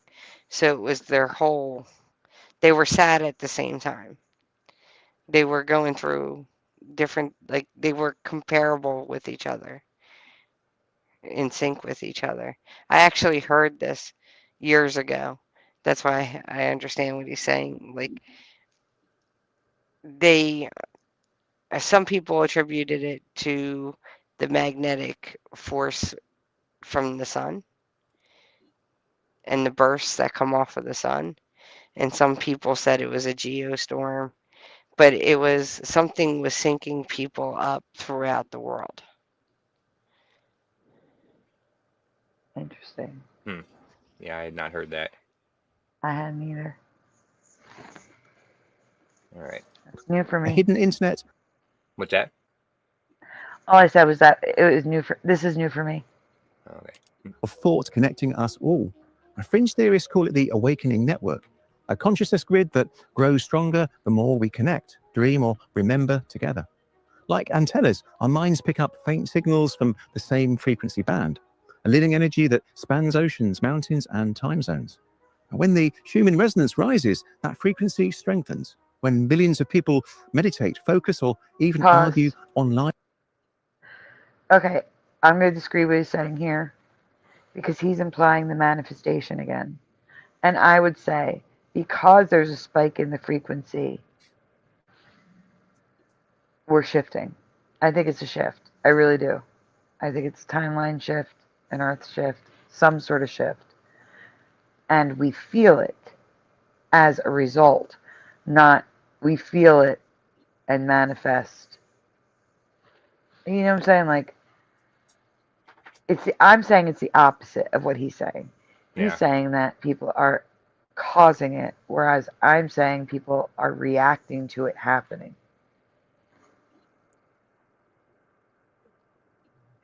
Yeah, Again, and I mine's only based on agree that experience. it's a reaction, not a cause, because something on this scale is beyond human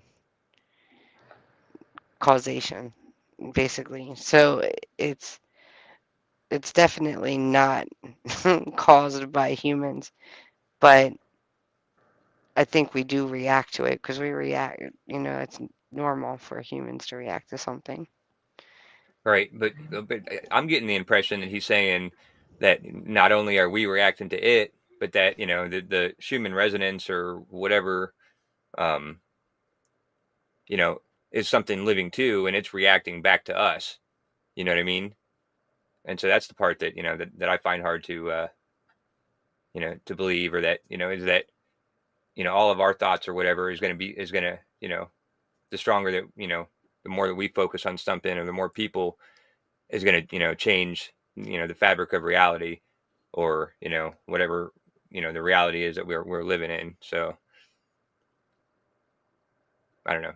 I just I have a hard time uh,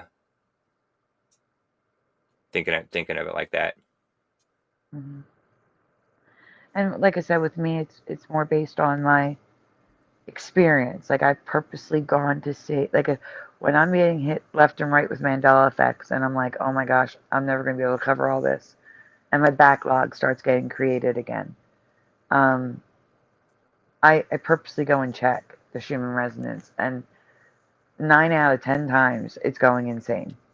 And when things are so slow that I'm running out of things to cover, which granted doesn't usually, let me rephrase. When things are so slow that I'm going into my backlog of lesser Mandelas, of little small stuff that I've just let sit on the back burner because, I have bigger things to cover.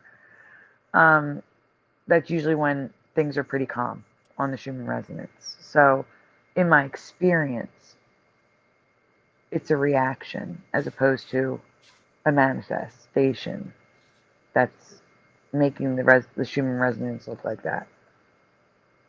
Yeah.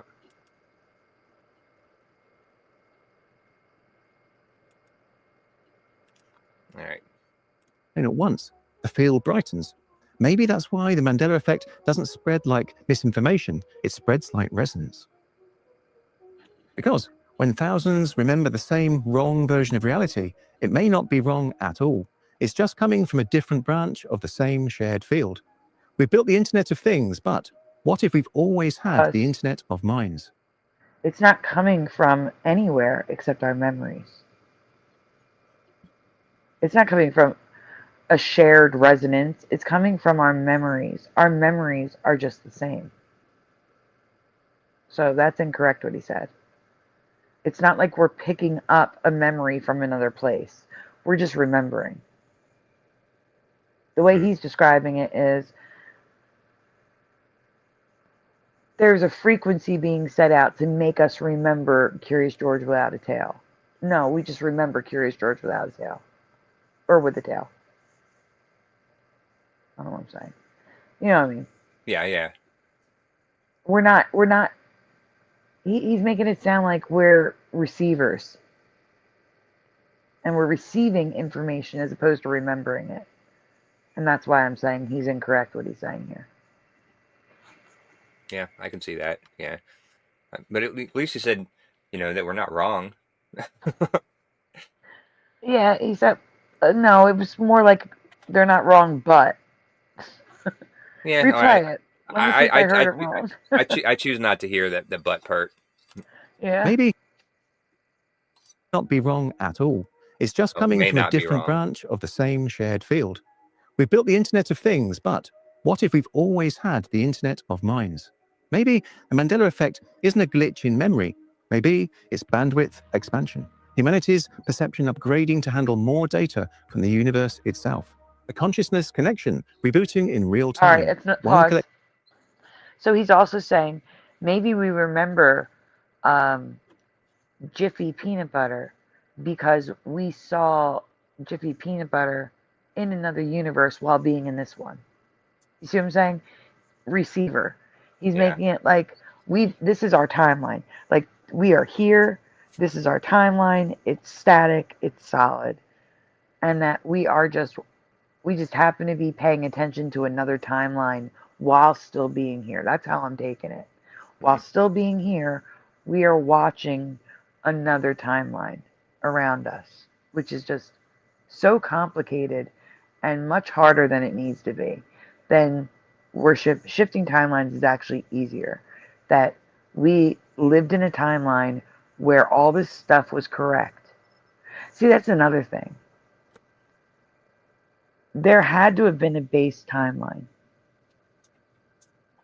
because everything was correct. Our memories matched everything that we were aware of. When I was a kid, everything I remembered was accurate. And now, all of these Mandela effects, all this stuff is inaccurate, while other things remain accurate. And that's why I believe timelines merge, because we still have the accuracy of our memory with many things, but some things are not accurate anymore. And to me, the thing that explains that is a timeline merge. Yeah. So that's just my opinion there. But what he's saying is that we're, seeing another timeline while still being here and sharing it with collective consciousness, and I don't believe that. That's like implanting memories. I don't like that at all. I don't think that's what's happening. And that's way creepy too. It is way creepy. I don't like it. It's more complicated too, like I said. That's multiple steps when it as opposed to you lived in a timeline where it was this way and now you're in a timeline where it's not. That's 2 steps. He's like 5 steps in. I don't like it. It's too complicated. Yeah. Go lay down. All right. Thought at a time. So, if I'm getting this right, the theory says we're all basically living Wi-Fi routers. But it's a cool idea. There. There is Pause. He real just said science. it. We're receivers. That's exactly what I thought he was saying. You're wrong, though, dude. Sorry. You're not correct. I really believe he's wrong. I mean, maybe he's right because I don't know anything from Adam. It's just, my opinion, my belief. But I really think he's wrong. I don't think we're receivers. I don't think we get zapped Mandela effects into our brain, into our consciousness. I don't think that's what happens. What do you think, Josh? Because you thought it was interesting to have a different theory. This is why I like this video, but it's also why I asked some people to come on and review it with me because I didn't quite understand all of this stuff, but yeah, I would have to agree with you that that doesn't seem right. Yeah, that our memories are just getting changed. Because what would be the point of just a few things of our memory being changed, but yet our phone numbers that we had when we were kids, didn't get changed, or any other thing. Why any specific little things? And that goes against the collective consciousness thing because none of us had the same phone number. Right. As a kid. So if we're remembering different things that are personal to us that the other people don't know about, right? Because you guys don't know what my phone number was when I was like 10 years old, and I don't know what y'all's phone number was when you're 10 years old, then it can't be a shared collective. Or a better example would be like City Line Avenue. That's a personal Mandela for people in Philadelphia. If you're outside Philadelphia, you have no idea. Why would that be different? I would say only a handful of people know that Mandela effect and are affected by it. Yeah. So why would that be transmitted? You know what I'm saying? Like, that's weird. Why would it take the time to transmit something to 5 people? You know what I'm saying? Exactly. Exactly. And yeah. And then I always wonder why, you know, why some of us, can see it and, woke up to it, but then, so many other people in the world just, are blind to it and don't see it. And even when you try to, point it out to them, they're resistant to it even. And so, what makes us different from, the people who, don't want to believe it or, don't see it. Okay, You know what I wait. mean? If you think of it in frequency terms, this might explain this. I just thought of something. So the Schumann resonance is a frequency. You know what else is a frequency? Have you ever heard of stores like 7-Eleven playing sounds to keep teenagers away that older people cannot hear? Have you ever heard of people of like 7-Eleven doing that? Other Um, stores? not that older people can't hear. I know that there was a gas station that they started playing like real loud classical music because they were open 24 hours and it was in a bad neighborhood and people were always hanging out and they were playing real loud classical music to keep the No, the this is teenagers and different. stuff. But yeah, and that's all I've ever No, heard of. so as we age, our ears naturally get damaged over time. Okay, because we go to concerts, Uh huh. places that loud, we listen to fireworks and stuff like that. Um, I forget what age. I think it's like up to age 17 maybe or 18. That's when the damage starts just from life. And I'm making up that number. Just don't just know that that stores play a sound which is completely undetectable to older people. People over the age of 20 will say. If you're under the age of 20, it's a high pitched sound that hurts your ears. Okay? Like a dog whistle. Like a dog whistle, right? Dog whistle is a great example because people understand that. So maybe the Mandela effect is like a dog whistle.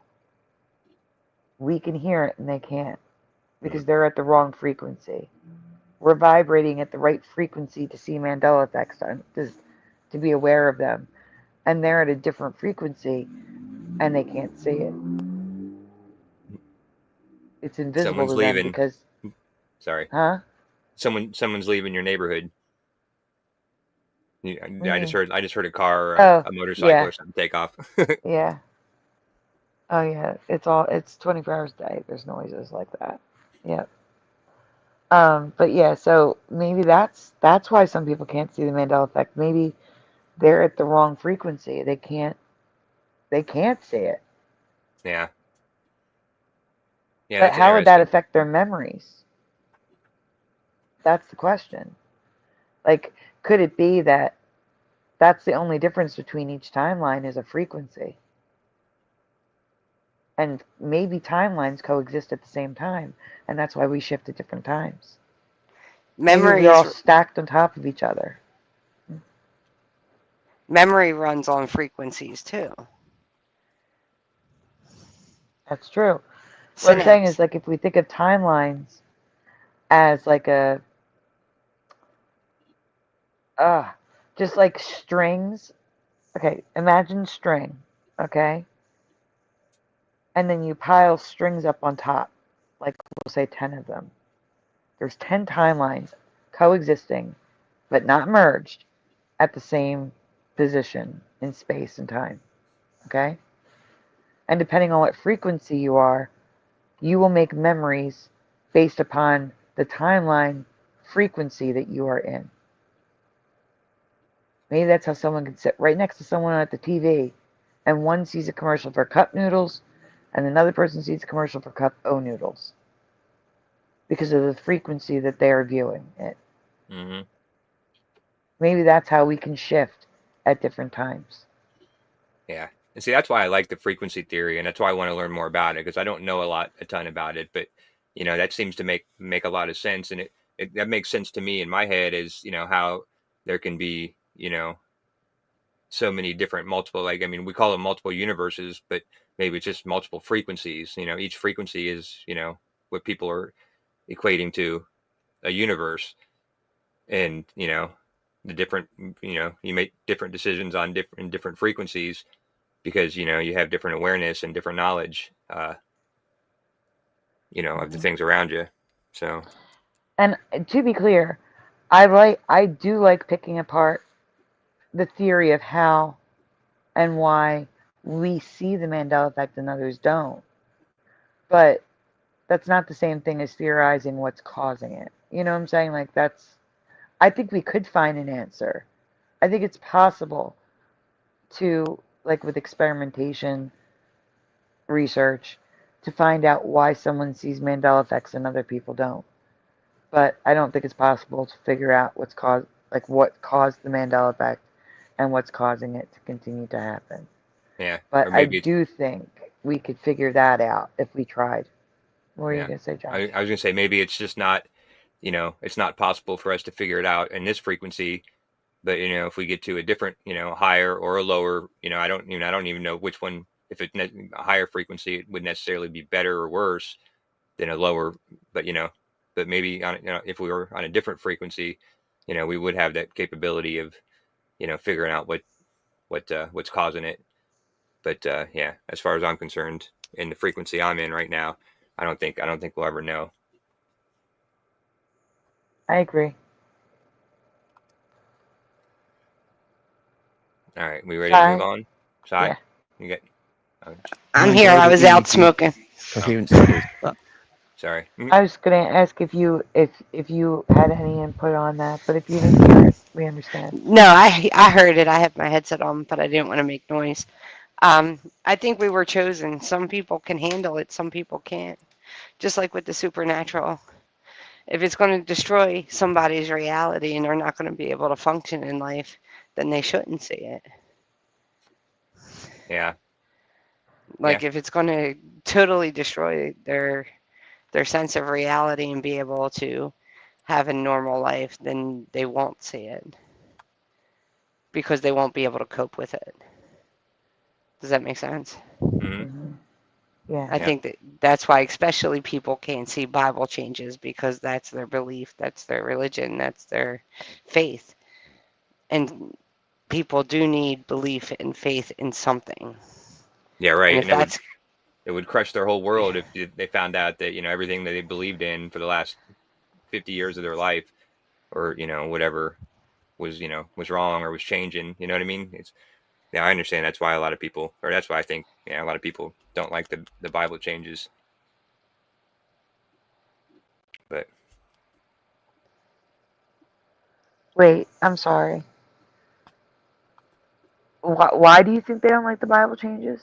well, because like for example, my parents, they've been hardcore Christians, and studying the Bible and going to church ever since they got married when they were 18. And if you all of a sudden come out and say, hey, the Bible is changing, the Bible is different, it would, in order for them to believe in the Mandela effect, it would basically kind of crush everything that they've believed in their whole life. And you know because the Bible says that the words can't be changed, or uh and then we go and we tell them, oh yeah, well, the words are changing now, the Bible's different, and has different meanings, and the verses don't mean the same. And uh you know what I mean? It would just everything that they believed in for the last 50 years, uh like in my parents' case, that it would just be too hard for them to accept, so they just tune it out, or Yeah. they're kind of protected against it. So they can't see it because they're protected against it, because they can't. It would destroy their world.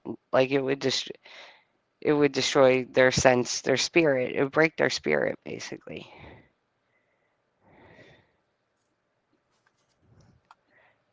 Hmm.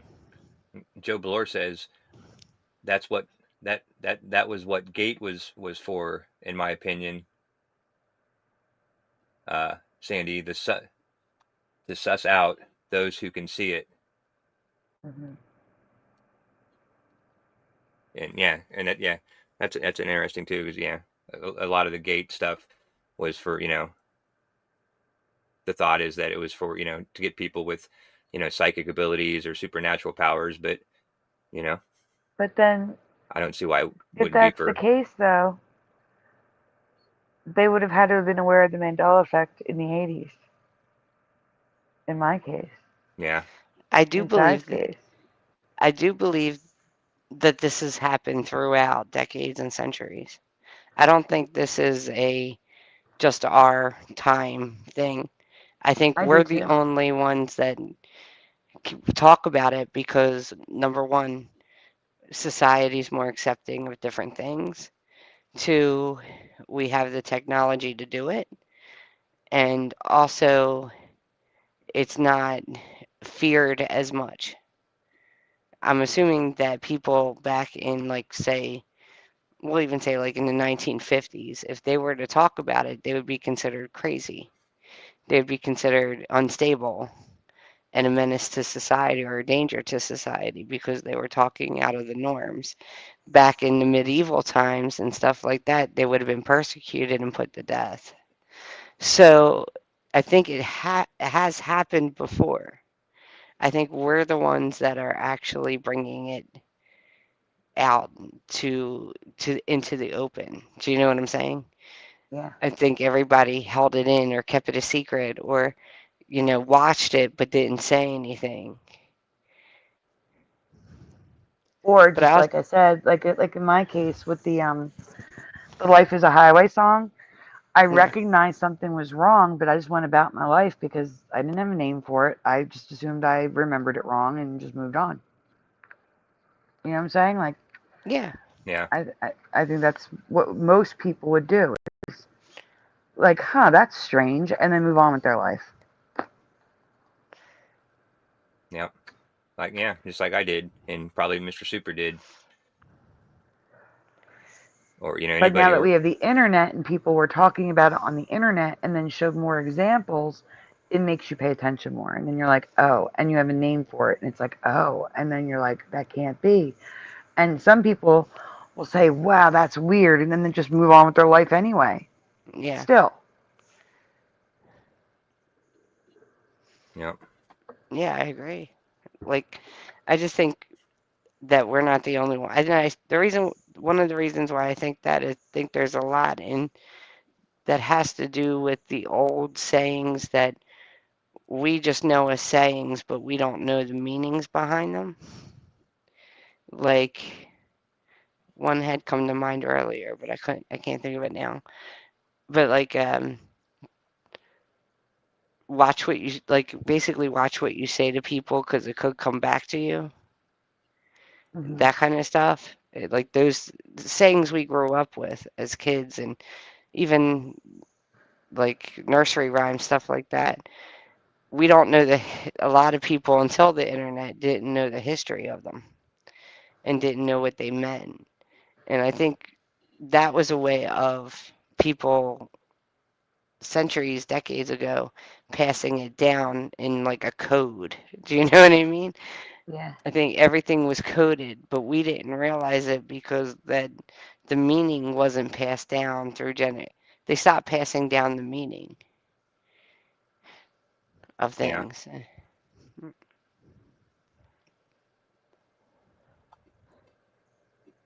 yeah. Who knows? But yeah, interesting. Hmm. All right, let's see what else. Linking that to people remembering Looney Tunes wrong might be stretching the signal a bit. Still, I love the metaphor. Our brain is tuning into the same field, syncing up like an emotional orchestra.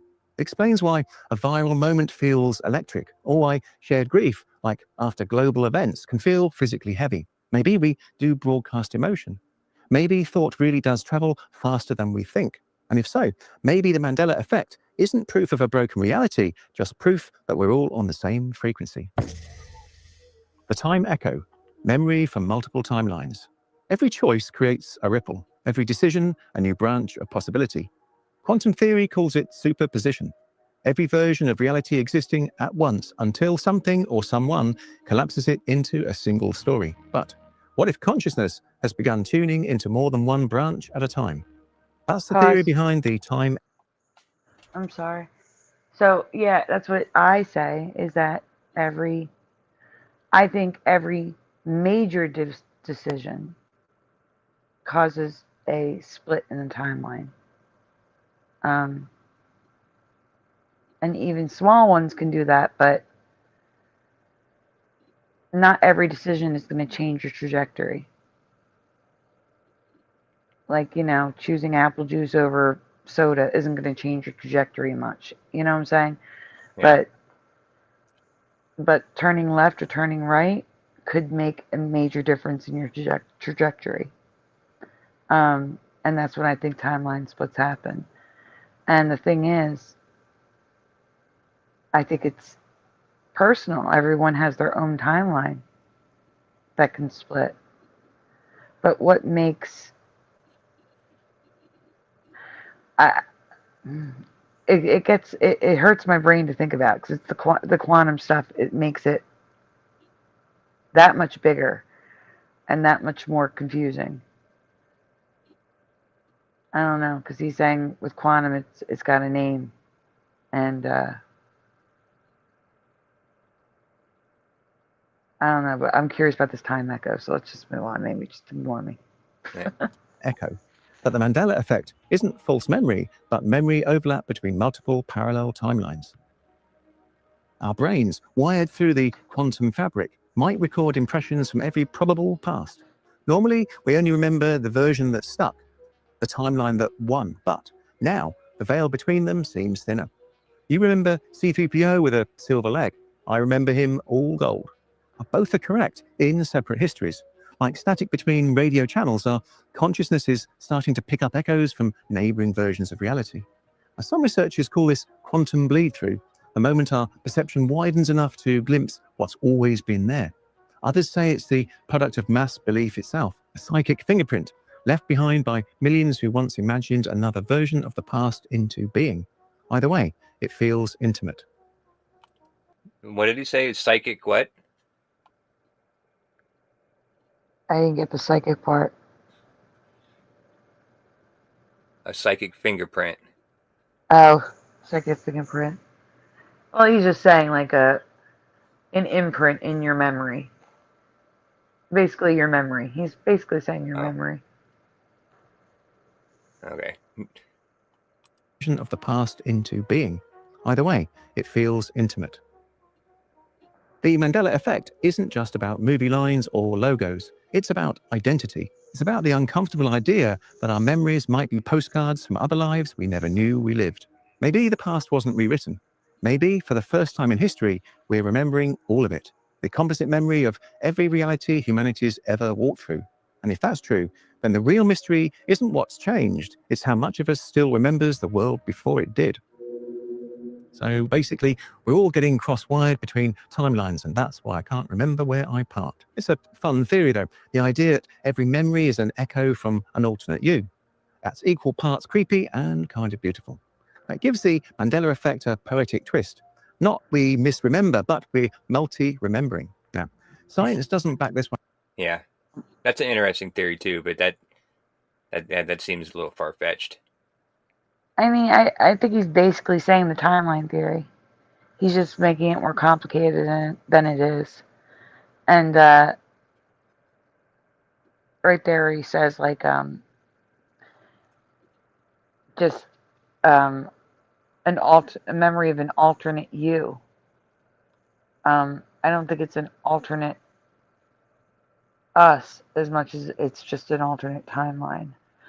A memory of when we were on a timeline where the Mandela effect didn't mess with stuff yet.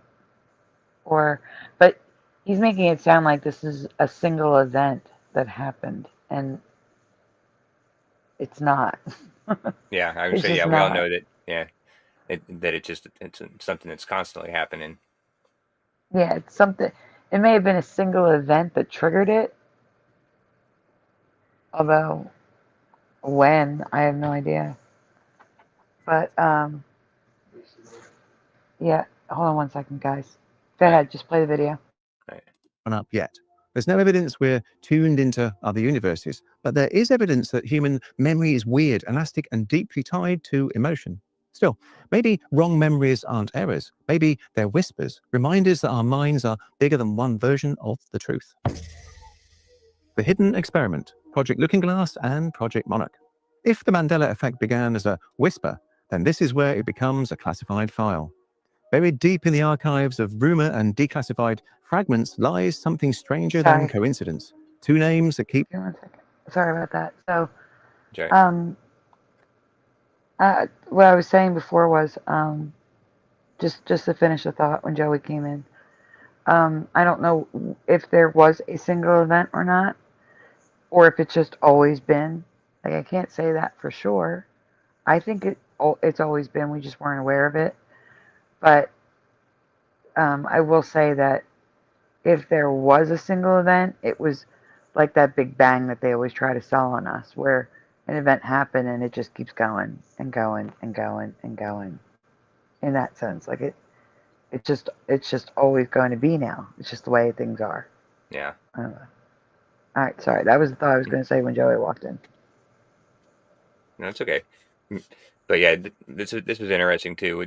They brought up the Project Looking Glass and the Project Monarch, because those are both really interesting. Like the Project Looking Glass, that was the remote viewing thing that the government was trying to do, right? Yeah, but I've heard of Monarch, but I can't place what it was about. I can't remember exactly either. Like that got thrown in when I was doing like research on the gate stuff, but I think it was some sort of offshoot of after MK Ultra.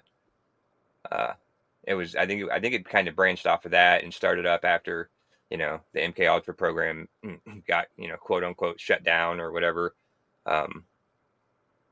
That became one branch off of it, but yeah, I don't remember exactly. Maybe he'll explain it. Okay. Reappearing. Project Looking Glass and Project Monarch. Project Looking Glass, according to those who claim to have seen it, was never about seeing the future. It was about viewing possibility. A massive ring device, eerily similar to the collider at CERN, that allegedly allowed researchers to peek into branching timelines. Each observation created interference, like ripples in still water. The deeper they looked, the more those ripples collided. And then there's Project Monarch. The name alone sends shivers through the conspiracy world. Officially, nothing like it ever existed. So, theoretically, Project Looking Glass could have been that starting point. Yeah. Theoretically, the observation of those timelines could have been the starting point for the alternating timelines. I'm just saying that's right, an example. And not CERN. Yeah. And not CERN, right. There are so many possibilities. That's why I said we're never going to figure it out. There's no way to know. Yeah. But I'm saying it's still a possibility, though. Yeah, it would make more sense because Project Looking Glass was back in the 50s or 60s or something, I think. So, yeah. Existed. Unofficially, it's said to have explored the psychological effects of belief, how trauma, repetition, and narrative can rewrite perception itself. Monarch wasn't about controlling minds, it was about mapping them, testing how collective belief could bend the boundaries of shared reality. Now, imagine the two projects converging. A device that observes timelines and a psychological program designed to steer perception. If Looking Glass revealed how consciousness touches reality, then Monarch revealed how easily reality can be rewritten by thought. Well, what's the difference between controlling minds and steering their perception?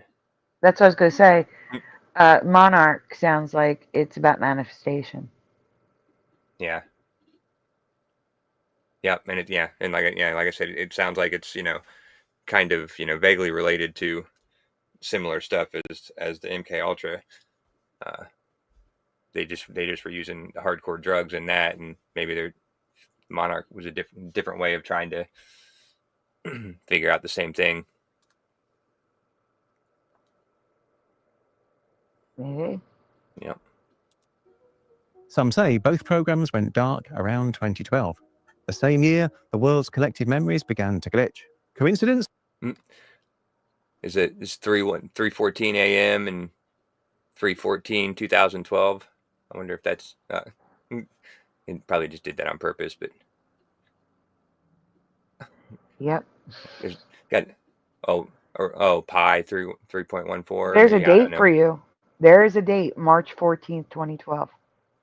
I would write that Right, date but then down. this TV says 5:14. This says 3:14.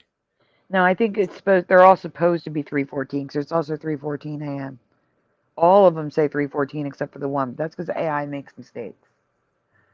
I think it's all supposed to be 3:14, 2012, and that I think is the Oh, date you were looking for. So I would write that down for that event. 14. All right.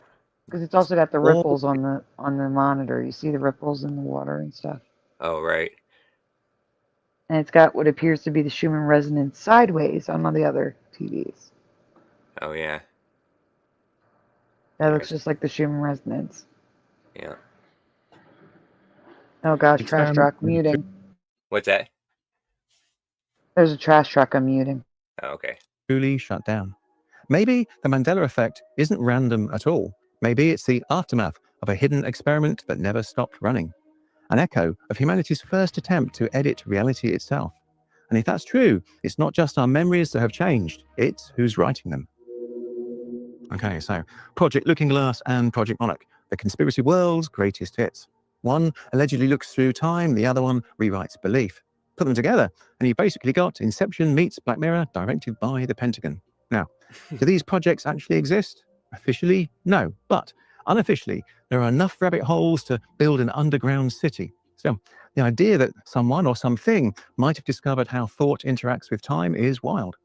What I like about this theory is that it reframes the Mandela effect, not as an accident, but as a test, a side effect of us poking at reality's source code. If that's the case, maybe we're not remembering wrong. Maybe we're remembering early. The perceptions. So when he says source code, that makes me think that he's going back to the simulation theory and stuff. Yeah, that's what it sounds like with the codes and stuff like that. I think honestly, like it's some of what he just said is similar to the theory I follow, which is the cycles. So it's kind of like a little different than timeline theory and quantum theory and stuff like that. But that basically we go through a 30-year mini cycle and a 120-year larger cycle. And in order for the new stuff to come in, they have to get rid of the old stuff. And that's basically what we remember is what they get rid of to put the new stuff in. It's kind of like going over and over again. So every 30 years, we go through this 28 to 30 years, we go through this bump that we learn from what happened in the past 30 years and pick a direction. When it hits the 120 years, which is the bigger cycle, that's when it starts getting rid of stuff and bringing new stuff in. And that's how, but we remember it because we are chosen to remember it Yeah. because we're kind of like the ones that are chosen to keep the record of it. Interesting. So why did we get to be the chosen ones? We can handle it. That does explain like timelines, like when we like merge in, like a timeline merges into ours and replaces, like you described. Yeah. But It's a sometimes it doesn't replace. Sometimes it just adds to the time. The two. It's almost like the two timelines are still intact, coexisting at the same time. I traced it back to 1450s, 1450s. And it's all coincided. Like basically on that 28 to 30 year cycle and the 120 cycle that happens, like major things happen in those times. whether it's worldwide, and it's always worldwide, but it's almost like there's shifting going on at that specific time. I started in 26 I started with the year 2016 and worked my way back, and it coincides.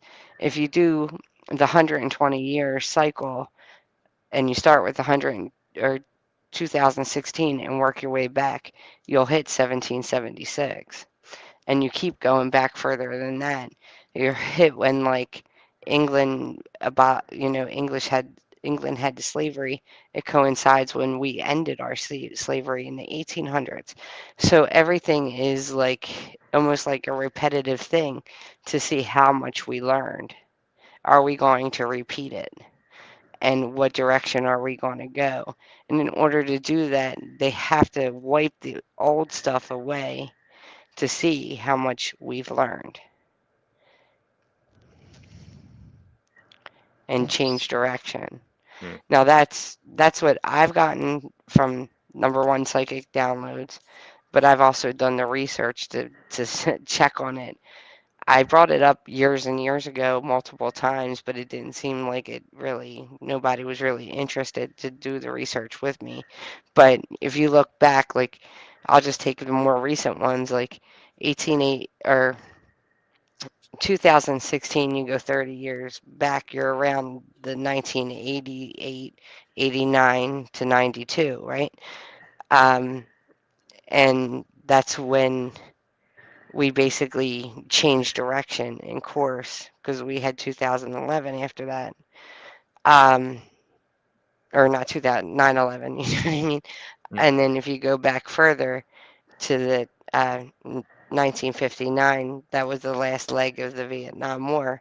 If you keep going back further and further, you'll find everything coincides. How society looks at things has changed every 30 years. What we've done has changed every 30 years. I think Yeah. Sandy fell. Sandy, you awake? No, I'm here. I'm here. Okay. I'm right here. I'm just So listening, but just every listening to talk. everything coincides with each other if you do the historical research, and it's worldwide. It's not like even when we didn't have the internet, things were still happening worldwide that were changing directions and the way humanity went. You know, the theory of evolution and things like that. It's really interesting.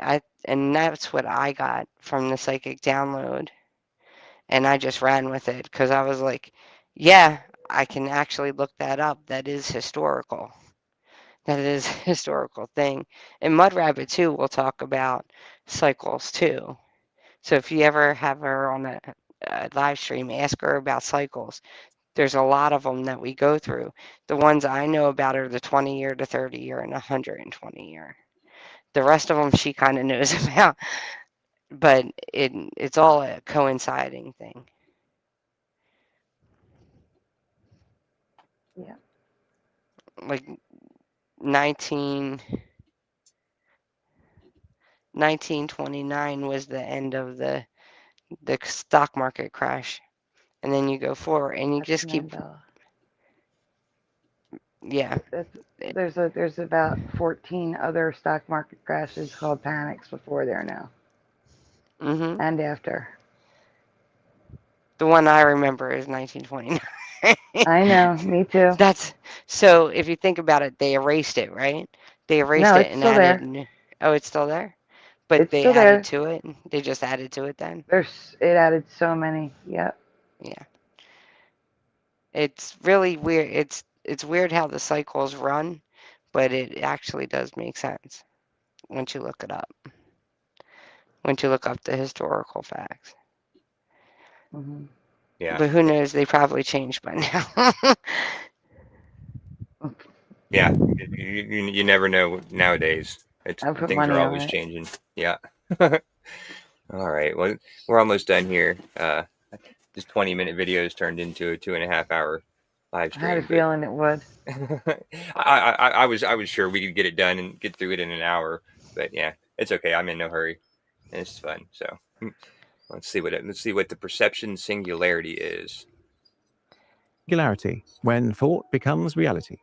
Everything converges here, from the hum of the planet to the hum of the collider, from shared thought to shared memory. It all points toward one idea, that consciousness and reality are heading for a collision course. They call it the perception singularity, the moment where thought and matter stop being separate things, where the boundary between what's real and what's believed finally dissolves. In physics, singularities exist where normal rules collapse. Gravity becomes infinite, light can't escape, and cause and effect blur together. But what if consciousness has its own version of that point?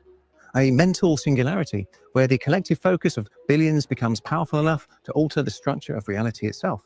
Every meme, every viral belief, every false memory shared by millions, each one is a vote in the quantum election of existence. A more There he goes with the false memory again. But this Yep. isn't this kind of the same thing that he was saying earlier about the more attention you pay to it, and the more people believe in something, the more that it can change reality itself. I can't remember what that theory was. Say that again. Well, he was saying that the power of our minds is strong enough that if a million people start believing something, then just the belief of those people altogether collectively is strong enough to change the fabric of reality, and that it's us doing it. You know what I mean? Like us, because we believe in it and we're paying attention to it, is that we're the ones causing it because we're researching it and paying attention to it. Like we're making it happen. Like we're making it happen, yeah. Well, Which is similar to that last a couple of theories back here somewhere. yeah. Yeah, I don't think we're making it happen at all. I Yeah, I think don't. we're reacting to it. Yeah. But here's a sync. I just said ask Mud Rabbit about cycles, and she just texted me. Oh, nice. That's crazy. people believe something, the stronger it becomes. Not because it's true, but because reality has to make room for it. This is the end game of the Mandela Effect, not a glitch in the matrix, an upgrade. A test to see if humanity can handle a universe where truth is no longer discovered, but co-created. Because if thought shapes matter, and matter confirms thought, then the two will eventually merge, looping forever in an endless feedback of creation. The day that happens, when agreement outweighs evidence, we'll reach the perception singularity, a world not built on facts, but consensus, a universe that listens and answers. Maybe that's not the end of reality. Maybe it's the beginning of ours. So let me get this straight. Reality might just be one big group project, and the universe grades us on participation. Honestly, that tracks. If belief really can shape reality, it explains a lot. Politics, fashion trends, pineapple on pizza. But seriously, this idea, the perception Ew. singularity, is kind of poetic. A world where thought becomes matter, where consensus writes the code of the universe, is terrifying and beautiful. Because maybe the Mandela effect isn't proof we're losing our grip on reality. Maybe it's proof we've finally got a hand on the wheel. And if that's true, we better start paying attention to what we believe. Yeah, I don't Yeah. know. I don't know if I like that. The thought of the singularity. Yeah, no, individuality is better. I definitely embrace individuality. Yeah, Yeah.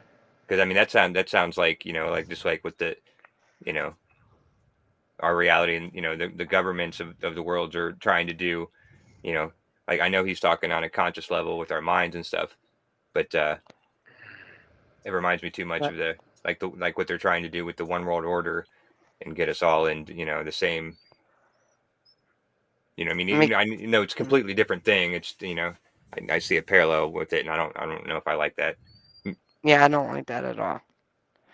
Not at all. I don't either. Me either. Right, the quiet evolution. The quiet evolution. Over mountains of snow, oceans of static, cities glowing like neurons in the dark. Above it all, the aurora hums the same impossible green, the same hue that shimmered in 2012, the same sky that started it all. Maybe the universe never changed. Maybe we did. Because what if the Mandela effect isn't about misremembering the past, but rediscovering the present? Each glitch, each false memory, each moment of collective doubt, maybe they're breadcrumbs, reminders that consciousness is still learning to see. Every civilization has had its moment of awakening, fire, language, flight. But this one, this quiet, invisible evolution, might be the strangest of all.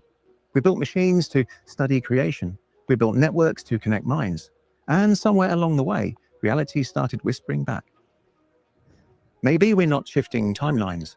Maybe we're expanding perception, finally noticing that reality was never one story, but a chorus of them, overlapping in perfect dissonance. The Mandela effect might not be proof of a fractured universe.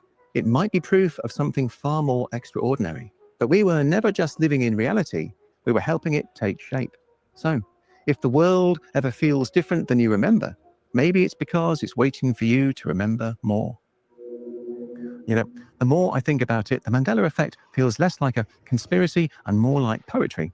It's not about timelines or CERN or mass confusion. It's about perception. We're constantly rebuilding reality with our memories, our stories, and yeah, our Google searches. And maybe we've never been wrong, just incomplete. And the Mandela effect is that strange, beautiful reminder that our understanding of reality is still in progress. So, whether it's a glitch, a shift, or just a really persistent case of deja vu, I guess the universe just wants to see if we're paying attention. I think that's it. But well, the evolution thing kind of coincides with the 30-year cycle thing, the 30-year cycle theory, and 100, or the cycles in general, because we evolve with each of those cycles, both physically, mentally, spiritually, whole nine. So it could be a quiet evolution, so to speak. Yeah. Yeah. Yeah, I don't know. I just thought it was super interesting with the different theories, a lot of them that I'd never heard of before. So I think that's because they're his theories. I think he actually, that's his thinking, like him trying to explain what's happening. yeah. Well, I mean, I think you did a pretty good job. Oh, here, actually, let me. I'll put the link to this video. I know we watched it. We already watched the whole thing, but I'll put the link in the description, just so that if anybody came in late or whatever, they can watch it. But you guys want to talk for a minute? I just realized what time it was. I got to run upstairs real quick. Can you? Yep. Can I trust you two to, not destroy the house while I'm gone? I'm just kidding. Buttons isn't up here. Yeah. All right. Well, I'll be right back, and then we can wrap this up, and I'll go to bed. So I'll be right back. Sounds good. As we sit here silently. No. I think it would be interesting to do the different types of Mandela effects, like categorizing. Like you have the physical, with your body changes, then music, movies. You know what I mean? Yeah, I started doing that with the Mandela 101. Okay. Like I said, to explain what a reality insert is, which is basically historical mandalas and differences in our past. So Mandela effects with inserted history versus an actual event that we remember that's Mandela, that's altered. So there's a new event that we don't remember happening at all. That's a reality insert versus historical mandalas of events that we remember happening. So, example would be, I don't recall there being a malaria outbreak that affected colonial Philadelphia. And don't quote me on this, I'd have to look at my presentation, but I think Washington fled Philadelphia because of it, but also ended up getting sick from it. Like, that may be why he died. I never heard of that. And you'd think they would have taught that. You know what I'm What are saying? we talking about? I'm gonna give an example. Sai said like it'd be cool to cover like all of one type of Mandela, like songs or history or logo changes or like just a show dedicated to just that. And I was explaining that I've been doing that with the Mandela 101 series, like Mandela effects that I guess they're personal, where there's no there's barely any residue, or um, I can't remember the example I was going to give, but I have You were saying examples George of every Washington. topic. Oh, The, Washington, so malaria. So the difference between a reality insert versus a regular historical Mandela is the malaria outbreak in Philadelphia. Malaria I associate with like tropical regions. I don't ever recall learning or hearing that there was a like life altering malaria outbreak in Philadelphia. No. And and I uh, basically said that it would be odd because I grew up there. I went to school there, and that was never taught to us. There's not one book same. that had that in. No. Yeah, So me like a neither. history one would be like a Mandela effect to 9/11. That's a real event that happened, but it's Mandela from how we remember it. Yeah. That's all I was just saying. Those are the things like I cover on the Mandela 101. I do separate things by their topic, so to speak, the type of Mandela it is. Like weather. Yeah, and music especially, because if you're gonna get one copyright, you might as well get them all in one show.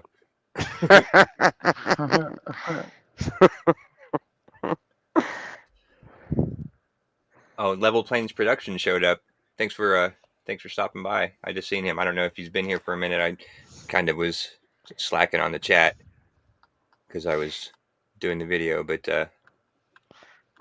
thanks for everybody for being here. And we had a good crowd this whole time. Yeah. Oh, make sure you hit the like button before you leave, guys. Please. Yeah. Like, share, subscribe. Oh yeah, I need to refresh because I'm showing 0 likes. Yeah, there's more than 0. There's more than 0. That's good. All right, yeah, well, that's good. I also learned another trick. Like it probably won't work for you, Sandy, but for doing shout outs, Uh-huh. if you click on up above the chat, where if you click on the little crown where it says top fans, it gives you the top 50 people who spoke in your chat. So, Sorry for the car. but and so for me that would work good because I don't think I had 50 people in my chat, and for you it might, I don't know. Do you normally get more than 50 people? Yeah. Commenting, yeah. So you'd still have to do your list, but uh, I found the cheat sheet thanks to somebody in your chat mentioned that. Or if you click on that top fans button, it shows you everybody that participated in your chat. So I don't have to sit here and scroll and be like, when I'm doing shout outs at the end. So sorry, I guess it'll work for me and Sai and us little guys. But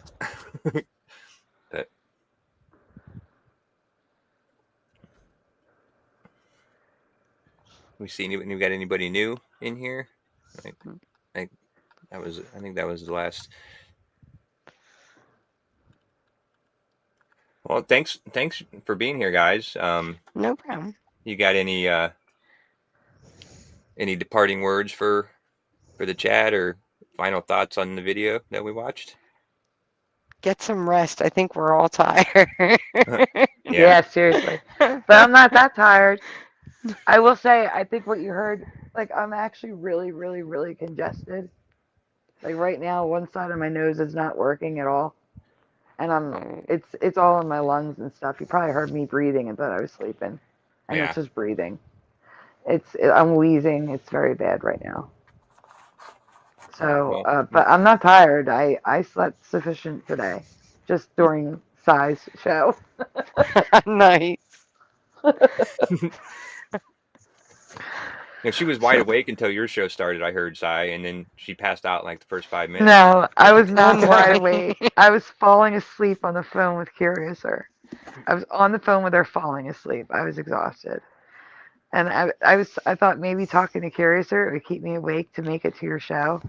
No, I was falling asleep on the phone with her. I crashed. So Yeah. Well, I thanks, LJ. tried. LJ says it was a good show, and yeah, I think it was a good show. I think it was fun, a lot more fun than if I would have just sat here and done it by myself. And uh, you know, It's always fun with the help of friends. Always. yep. Yes. And not just an echo chamber where everybody agrees all the time. I like that we can have different opinions and still be friends and do shows and talk about stuff and not get mad. So that's what I like about the best about this community is for the most part 99% of the people can disagree and all still get along. So Yeah. Mm. I love it. So I guess with that we will do a shout out, and this will not be in order of appearance, but it'll be in order of uh, who chatted the most.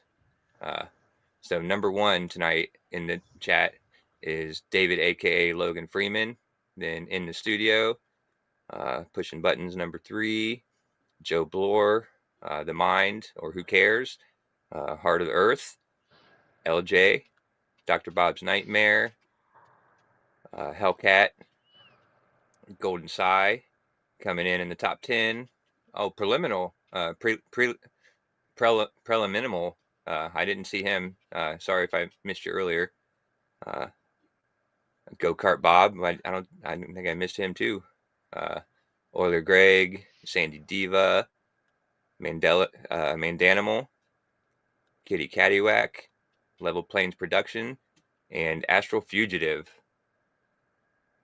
Or I'm sorry, Anorexic Dyslexic. I always, uh, I always when I see Daisuke, I always want to think it's Astral, but it's Anorexic. Uh, I think I missed him earlier too, but um, thanks again, everybody, for being here. And let me see if I can. What's a good song to play out on? Uh, any suggestions? Mm. No, I'm Like sorry. I always go back to my fallback, usually Mr. Super. There you go. Yes, I would use Mr. Super.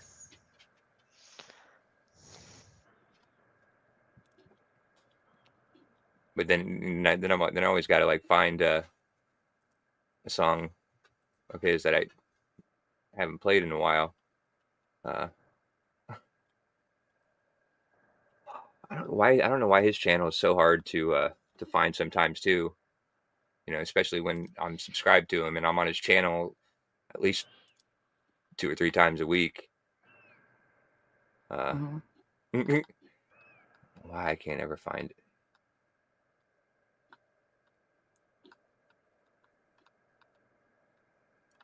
You lose it? Yeah, it What? just gets pushed down in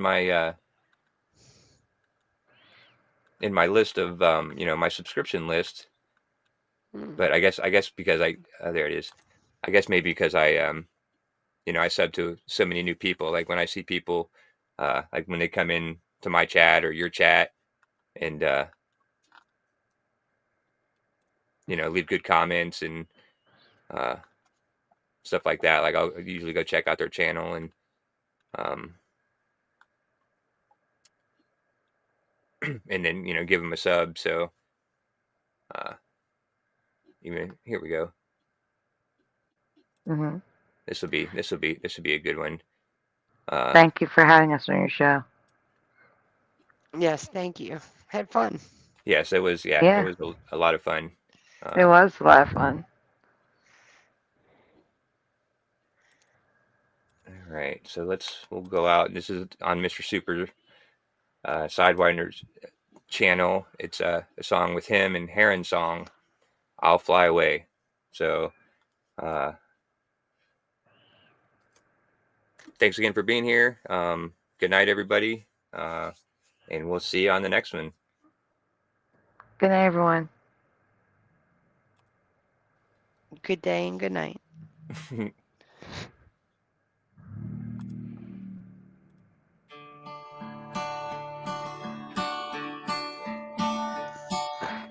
Some fine morning when the sun is low, I'll fly away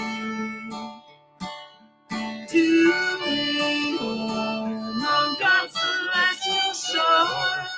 I'll fly away. I'll fly away, oh glory, I'll fly away. When I die, hallelujah, by and by, I'll fly away. When the shadows of this world have gone, I'll fly away. Like a bird from prison bars is flown, I'll fly away. I'll fly away, oh glory, I'll fly away. When I die, hallelujah, by and by, I'll fly away. Just a few more minutes, I'll fly away to a land where joy shall never end. I'll fly away. I'll fly away, oh glory, I'll fly away to the morning. When I die, hallelujah, by and by,